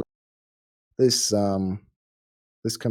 no big starting CC or anything to catch someone out. No Braum Q, no Blitzcrank hook. So should just be very defensive, lingering here. Just focus on covering the entries of the jungle. Jungle matchup also not too volatile in terms of one champ needs a particular camp to be able to jungle. These are obviously two very established junglers that can jungle from any position. So shouldn't be too much happening in level 1. As I am back. Sorry about that. Is everything okay? Yeah, Rakan was just having a bit of a freak out in the timeout room. Okay. He's very misbehaved his way back into main room. So what do you think about modern start Duran's ring? I think it's bad. I don't like I've it. never seen that. Especially into a Fiora. I feel like you really want the Doran shield. Yeah. It seems a little bit interesting, to say the least. There's a bit of a scrap down in the bottom lane to open us up. Yeah, usually you expect VGA spot lane to win the fight. No ability for Aphelios on level 1. But he got a lot of extra auto attacks, as we see the first gank of the game. Oh, yep. Here we go. The chains have landed into the Lee Sin queue. PHT with the flash and the cleanse. Managing to get away. Yeah. He didn't flash any of the abilities, but he got away. Not sure if they could have gotten the kill with the Ignite there. Ignite level 2 deals 90 damage or something, and he was on barely 100 HP, so Ignite plus auto attack should have been enough. I think Null had an opportunity there to get the first blood. But yeah, potentially. In the end, also could have had the Lee Sin flash being used to maybe get an auto or two extra. Oh, he actually didn't flash. Interesting. Yeah. Oh, I thought I saw his slash. So now Scary with the first gank of the game. Should be focused. Oh, no. Oh, no. The Cocoon was shorted. So was the Zenith Blade. It's all gone wrong. Scary in a bit of trouble here, but he should be able to scuttle away. But that was bad. Yeah, skill shots. Sometimes you just miss them. That was unlucky. Very good gank position, actually, for Scary. So it should have been at least a flash for Tahm Kench, which means that he has to be played way more defensively. Yep. Sadly, that he does. That didn't happen. So in the end, DBL still on a very aggressive path here in the bot lane. And this is, of course, one of the ADC matchups we've seen the most. Coming into this week, both Aphelios and MF were on 34 picks. Now Aphelios is slightly gotten ahead. I think one ahead now, with game 1 featuring Aphelios, but no MF. So it's the most common matchup in the bot lane. And usually Aphelios can push out the wave quite easily, but in full-on all-ins, most of the time MF wins. So it's quite an interesting matchup to follow. It is. I think the extra combat summoner of the Ignite definitely helps down there. Cleanse obviously doesn't add any damage, just helps to get Tahm Kench out of there with Aphelios in his belly. But still, that said, they're definitely, if they engage on Tahm Kench, he can cleanse the Ignite. So in the end, cleanse and Ignite will cancel each other out. So the main objective for VGA is to get on top of Bikoro, which of course is not easy with Tahm Kench there. So cleanse makes a lot of sense, not only to cancel out the Ignite, but later on, of course, to cancel out a lot of the other CCs, especially ult from Zin and Cocoon from Scary. Yeah, absolutely. I definitely think cleanse is the pretty much only choice on Tahm Kench. It's so good on him because you're basically cleansing for 2 people. Pretty strong. Yeah. Up in the top lane, so Fiora's a counter pick to Mord. Yeah, not working out great for not going too good. I think there are certain matchups, especially on center lanes. PHT, 2v2 hard kills. won that trade. Yep. My stream is really struggling now. Yeah, it seems your internet is not having a great night. You do appear to be cutting in and out a little bit, but it's okay. Once again, this is a bit of a bootleg cast. If you want the production value to go up, feel free to sponsor our Patreon. If you give us about, I don't know, $10,000, $15,000, I'll move to Germany and we'll have a casting house. So no worries. Starting tomorrow, my internet should be better though.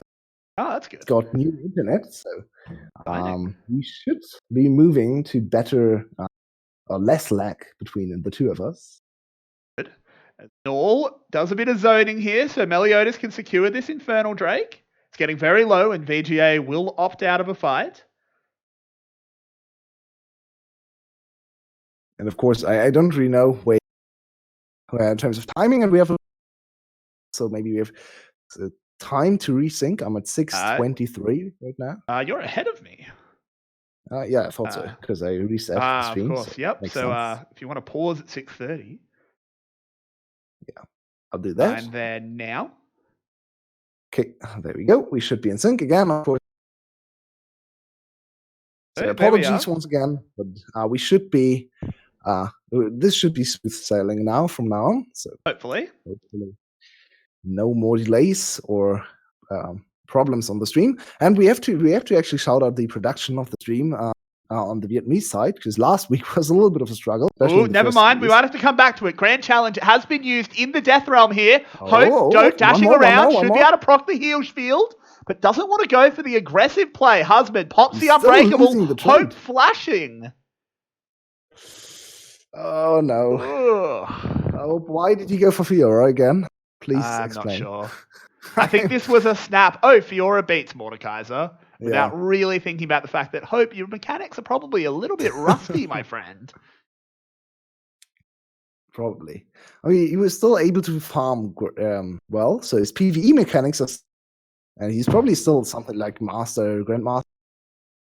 But probably, yeah, he's not a pro, and he's not used to this environment. Of course, Mordekaiser actually opting into more attack speed and more upfront, like 1v1 power, going for the first item, Nashor's Tooth, which in this matchup I like. I'm not sure if it's common, but I like this adaptation for Nashor's is normally for when you're death realming tanks, but I feel like he's just managing to keep Hope's health enough, as he's dead, by the way. Well, easy works. First blood for PHT.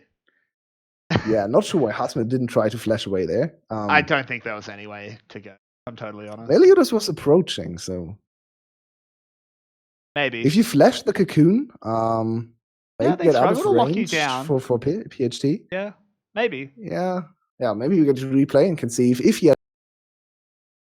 Because a little bit of gold back to null. It's still only 120, so it's only a third of a kill, which is not enough to equalize the top lane advantage. And the kill went over to the PHT. Though. Yeah, of course. Look at the mid lane CS difference. I don't think they're hurting too much. They're not hurting too much about that kill. And Hasman didn't give up the kill to Hope, which would have been bad for the 1-1 matchup. So in the end, it's okay. Actually, why would you build Nashors into tanks? Because you're beating on them. Because you just stand there and hit them. Makes sense. Yeah, okay. And Nashors is flat damage. Should actually be good against squishies as well. So it's more that you keep your passive you get more running. attacks in. Yeah. So you're literally just walking at them and just proccing your passive over and over. That makes sense. We've seen more and more Nashors. I actually think it's pretty usually good. As a second item. I still think the best item on Mordekaiser for sure is Liandry's, but maybe in this matchup you need more auto attacks, so can understand this change. As you see, DBL swap their bot lane into the top side, or actually there's also the element of, against something like Fiora, it's quite hard to land your spells because she can dash so much. She can't dash out of auto attacks though. Yep, but you can just hit her with your hammer. Oh, but speaking of that, into the Death Realm we go, and Hope is not getting a riposte on any of the damaging spells. The heal field is procced. He's running around, but Hazmed will get the solo kill as the Obliterate did exactly what it says on the tin. And Exodia Absolutely. did obliterate. And we can see Hasmid notes the instant out, because what he has now done is use his E, his death grasp. So the what is it called? The pull, right? The pull to trigger the W for hope, and then dodge the W stun field to continue the fight. So he actually baits out the potential stun for hope. Look at this again. Hope should be reposting the Q. He shouldn't repost he should not be reposting the And Hasmid knows that. Look at this. Very good dodge. And now Hope has no chance of winning. Hasmid with the shield, with the of course Conqueror proc and W passive running. There's just too much damage on Hasmid's side. He has had flash available as well, so he could have even flashed to get the kill in the next part. Now he still has flash, can look for another solo kill. So this matchup is going to be worse and worse. I think even though Fiora is supposed to win this one pretty easily, right now she can't enter a fight. Yeah, I think part of the problem is just that the Death's Grasp doesn't actually do a huge amount against Fiora if you're the Mordekaiser, because she wants to be on top of you anyway. It doesn't do a huge amount of damage. The purpose of Death's Grasp for Mordekaiser is getting you next to him, getting you next to whoever you're fighting. And Fiora does that anyway. You just want to repost a Q. Because in the Death Realm, where you get that isolated damage, those obliterates do so much damage, as DBL should be able to answer back with a dragon. I think VGA will walk away from that one. But Hope maybe just a little bit rusty, can't remember the specifics of the matchup. It is just saying, well, using my W to block CC is good. I have to say there is for sure incentive to repost the E, the death grasp, because if you get the stun, of course you can turn around the fight and you get more CC. So but you want to get the stun. Hasmid knows. Yeah, Hasmid knows and moves around the stun very, very nicely. So if you know that you can't land the stun, you should definitely post the Q just to dodge more damage, because you can still dodge the damage, right? So. Yeah, absolutely. That's the interesting part about Fiora. Fiora can adjust. There's no correct way, or most of the time there is like the on paper correct way, the textbook play for Fiora in a certain matchup, but you can adjust. You can try to look for different ways the enemy can adjust. Fiora is just a very interesting champ to follow, because she can shape the way the game is played from game to game. Now this game she can't anymore, because she's very far behind, so that's unfortunate for her. It is very unfortunate, as we actually see an extra plate being taken in the top lane for the Mordekaiser. This pick definitely very, very disastrous. And I mean, these were two very weird drafts. And oh dear, Hope could be in some trouble. As the boys are here, Scary should be able to turn it around. The kick is good. And it will just be the grand challenge being traded for the kick. But down in the bot lane, here is Aphelios getting absolutely bullied, but he manages to get away. Good turn with that crescendum ult. Zin flashing away, but goes into the Death Realm. And down comes the hammer, and down goes Leona. Yeah, I see DBL. VGA looking almost had it, but sadly, there's of course TP and a roaming mid laner. So they get punished severely in the bot lane, even though the bot lane 2v2 look like we are winning. So this is something that will tilt your duo in solo queue, or duo queue, of course. You win the 1v1 at the 2v2, and suddenly there's all the winning lanes, and they salvage the bad play for the enemy bot lane, and suddenly you're very far behind. So now, Dashing Buffalo, 3k gold up at 14 minutes. Why do you sound like a seagull, Rakan? You're not a seagull. Maybe he turned into one. I mean, he did meet one today. I had a seagull sitting on my windowsill, and they had a chat. But here is the replay of things that people actually care about. Big Koro got so much healing there. Not get a single turret out. I'm super surprised he didn't try to get the turret out. But in the end, he still gets away. And, of course, the double kill for his team. Followed by the first turret of the game over to Hasmid as well. I should be able to get another one up here. Oh. Yep, there we go. This is a disaster here for VGA. Yeah, this is a big difference to game 2. A lot more action. We were beginning to believe. in terms of kills, it's not that much action, of course, but yeah, it's more it's stronger laning on the side of DBL. They were pretty much winning this game just through better players, having the better players, especially in the top lane. Yeah, absolutely. Why does Calibrum look like Chemical Canister, or how is it called? Orenmeyer Colden? What? What? No, it's not called that in English. That's interesting. Okay. Wait, can you say that all again? The Calibrum, the symbol for Calibrum, looks like a chemical tool, right? That you use in chemistry. Like, oh yeah, I guess, kinda. Yeah. Yeah. Yes. I didn't do. I only did chemistry for a year in school, so I was too dumb. I like chemistry. I liked it, but I'm just dumb. It's fun. It's not true. When it comes to science, I'm pretty dumb. That's not just me being self-doubt. I know where my bread's buttered, and it's not in chem. I've told you this before. I did no math in my final year. I did no maths or science in my final year of school. It said nope. It's very surprising to me that is a. It's not anymore. It's I think a year or two after I graduated, you have to do a math in year 12. Okay. But when I graduated, the only compulsory subject was English. As far as I know, you even have to take math as your exam in Germany still. Yeah. Even if you don't like it. Yeah. I mean that's how it is now. Yeah. Could have a fight here. Oh, nope. As there is a little bit of a catch here onto Hin, but VGA disengages. Good Gravitum. They can turn this one around. The bullet time does a lot, though. What was that? The Drake started up. It was a very strange one. Strange. Wait, PHT ulted and got ulted away from Meliodas at the same time? Meliodas. What happened there? Whatever, it's still soul point now for DBL, so tried to catch on. It's not easy to take down, so he used his stopwatch as well. I think it's his flash, not his lance. So in the end, a little bit too much expanded to trying to lock down the Kench there. Doesn't yield anything, and they get another dragon, so now DBL point at 17 minutes. Ooh, Null goes in and just obliterates hope. This Fiora pick has absolutely collapsed. Where was this repost? It was already down. He used it in a previous trade. Yeah, this is really bad because Fiora can't go up against either solo laner here. Scary being chased off his Krugs. And, Meliodas, his mind was telling him no, but his body told him yes. Luckily for him, he has a catfish babysitting him. So even if his body is telling him yes, doesn't matter. Catfish will just eat him anyway.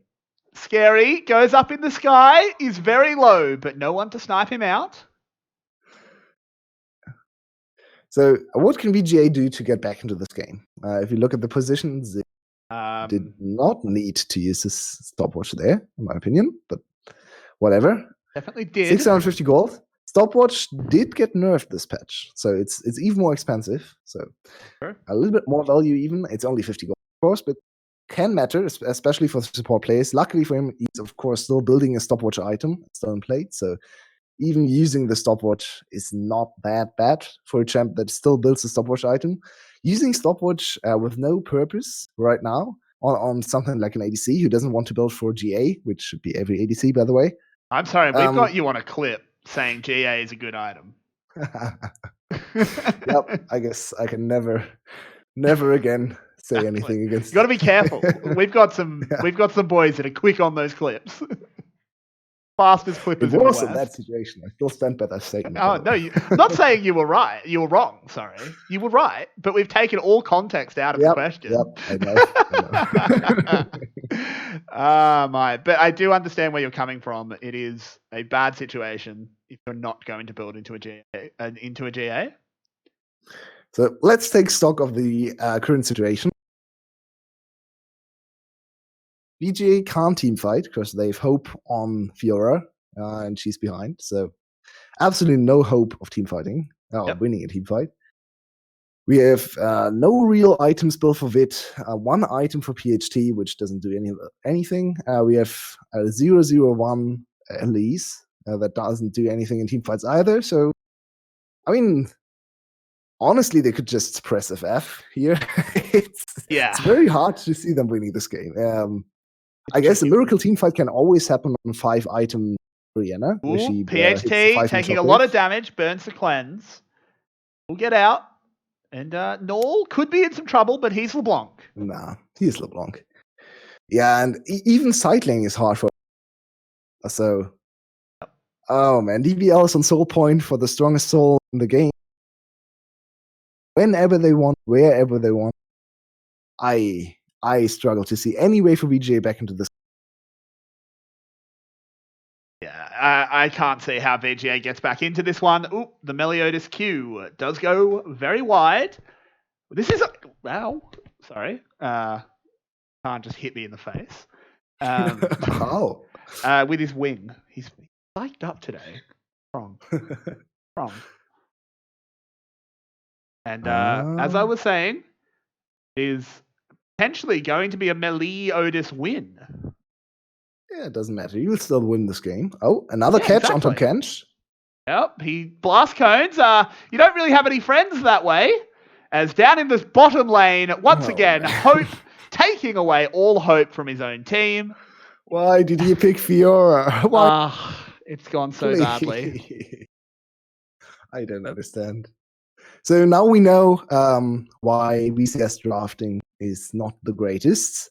Coaches pick 4 matchups only, apparently. Even if they know they themselves can't pick the champ. He's like, I've read somewhere in some forum that Fiora is very good in. I'm not a pro player. I'm not good enough to do that. I hope they're not reading forums, or we might be getting some Dunkmaster Yees coming out. Wait.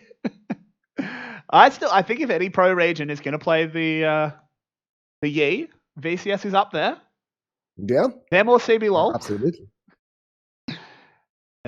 This is going to be Ocean Soul. This is going to be Ocean Soul. I would actually not be against EVOS trying something.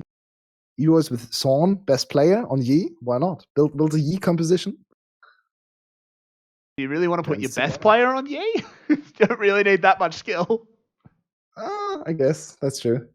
In the Yi comp, you don't need skill. This is Ocean Soul picked up, as I was saying. Meliodas goes in to start the fight off. Hope says, "Ooh, I can 1v1," and then realizes it's not a 1v1. Ocean Soul. Yeah, and they will try and trade it for Baron, and they should be able to get this fast enough. I actually think this is a successful trade. For Hasmid, though. Can Hasmid TP in? Oh, he used his Death Realm. That was not good. Yeah, he used it.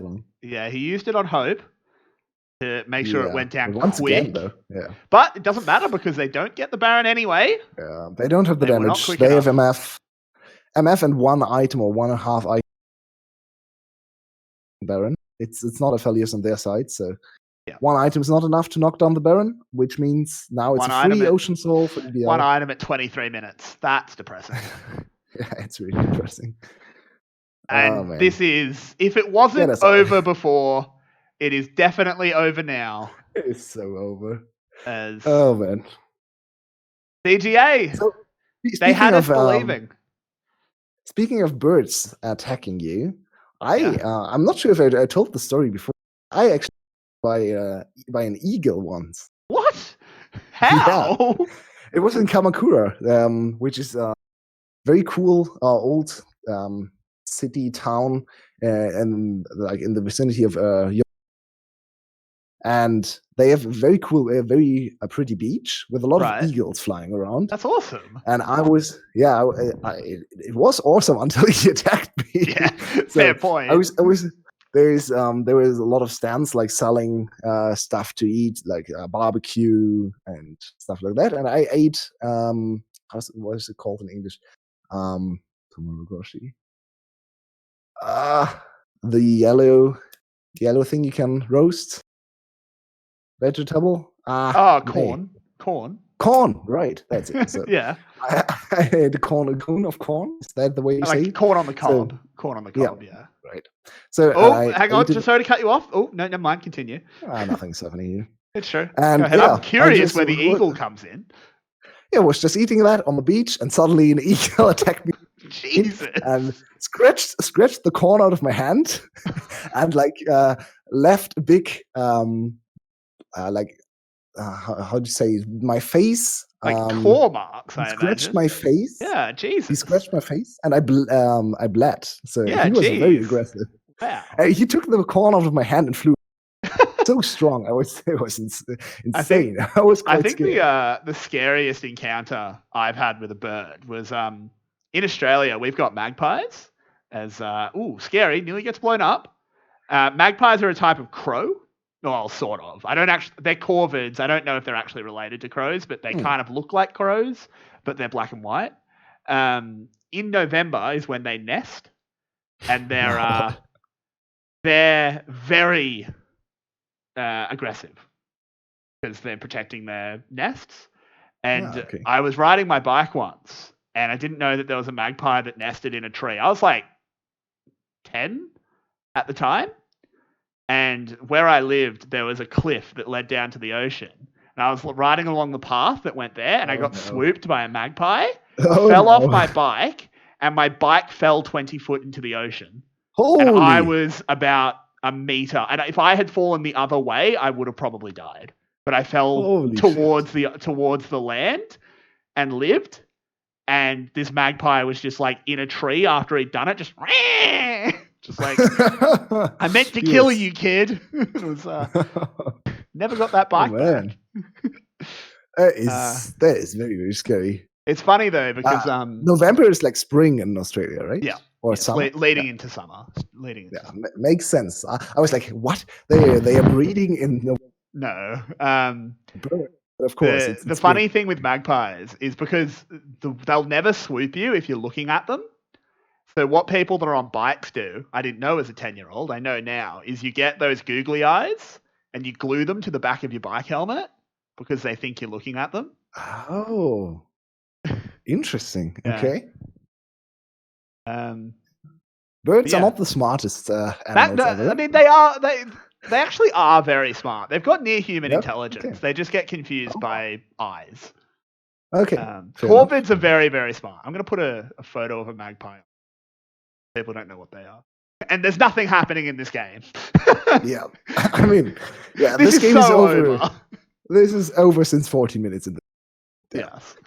There's not a whole lot to talk about. VGA can't do anything. They split. They can't defend. That's a magpie, chat. They're actually pretty cool animals. They're just very aggressive around nesting. Why didn't you get a parrot? Why did you go for a dumb? Because a parrot costs about $3,000. Okay. And Rakan costs $250. That's a fair point. And a large parrot can live for 80 years, and Rakan will live for 20. Oh. So it's not as much of a 20 commitment. Years? Yeah, if you treat them, if you look after them, that's a long life. But as DBL should be cleaning this one up, we should be zoning back in. This is so depressing to watch. As VGA has just been absolutely destroyed. Kill there. They didn't get a single. Oh, look at him! Look at him. Yeah, he just doesn't take damage. The Ocean Soul, and that'll be it. 2-1. 2-1. DBL with a dominating third game as they managed to keep themselves out of relegation. Yep, very important. It was definitely a game. Sorry. Very important game, of course, to win. Still not sure what the Fiora pick was. Why did Hope go for Fiora when they just won on a very simple composition? Now they go for a very hard to execute, with the most important part of the composition being in the top lane, and you're like a washed up former pro. I'm not even sure if Hope ever was a pro. He was. Probably, he was. Yeah. And then subbing yourself in as a. I'd love to know how that conversation went. You guys suck. I'm playing. Yeah, indeed. Yeah, has to be a little bit tilting, or actually quite tilting for the players. So if you're a former coach, but he's probably also over anyone on the team. So like, we really want to flame you, but we can't. So yeah, please just get us home. I mean, where was Chip and Django? Yeah, not sure. Like, Django would have played this have Fiora. they gone off with like Y1 to the Yeah, military? who knows? Who Is knows? Fiora is Vietnam gearing up for war or something? Should I be worried? Like, we're pretty close to Vietnam. Then again, Let's hope not. I've seen the quality of VCS invades. I think Australia will be fine.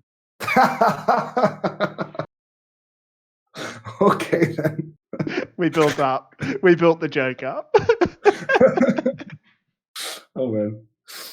Well, that was the series. That was a series. We have to pick an MVP for the last game. Hasmid again? He got solo kills in the Yeah, counter it's matchup. probably Hasmid. He completely eliminated the Fiora. It's probably Hasmid. It was a very good team performance. All had very solid. Could give it to Null as well on the LeBlanc. I think we give it to Hasmid personally. Yeah, I think he got 3 solo kills and then Yeah. also the DP play. I agree, it's Hasmid. But shout out to Null. He went back to his performance early on the season, so he looked way better than before, which is a very good sign for DBL. Now sitting on 3 and 5 instead of 2 and 6. So there is still hope for players. They're only 1 game behind EVOS and Cerberus, 4 and 4. Cerberus and EVOS are at 4 and 4, and all have played 8 games. So there's still a chance for DBL. This was a very important series, but it's still not super convincing, right? No. Do you think DBL? It's not convincing at all. I definitely think DBL is still cemented as a bottom team at the moment, which is weird to say for the Buffaloes. Obviously, one of the most famous orgs from Vietnam, arguably the most famous. I don't know if Garm made a splash on the international scene with the 5-minute Nocturne, but it's still the Phong Vu Buffalo everyone remembers as the plague of G2. It's close between the two, probably. Yeah, I think it'll definitely be Garm soon. Because Garm is definitely the better team. I think it's probably Garm still, but yeah, Probably. DBL is also quite famous. It's also DBL is definitely second, and it's very weird to say that they're firmly in the bottom echelon of the league. Hopefully they can bounce back, but it's very late in the split. But that will be us for the first series. Thank you for joining us. If you do look down below the stream, there are many ways to join in on our community. There's a Twitter, there's a Discord. I think there's even a Facebook page now. I don't know if that's below the stream, but we do have one for some reason. Not quite. I don't use Facebook. If you happen to use Facebook. Yeah, if you're 55 years or older. I mean, maybe boomers watch League? Maybe? Yeah. Who knows? But there's also a few ways you can support us. We do this cast for the love of the league and because we enjoy casting. But it's a lot of hours a week, so if you could support us, we would definitely appreciate it. But never, ever feel pressured. Though maybe I could get Rakan a second cage so he doesn't hit me in the face. That'd be nice. But we'll be back in a little bit. We'll be back in about half an hour, 20 minutes, half an hour. There'll be a timer on screen once we know it. The stream might turn off at times because we have to do a little bit of production. But we'll definitely be back by the time the second one starts. Thanks for watching, everybody. I've been Everyday. With me has been Yulwei. We'll see you in just a little while. Yeah, get excited for TS.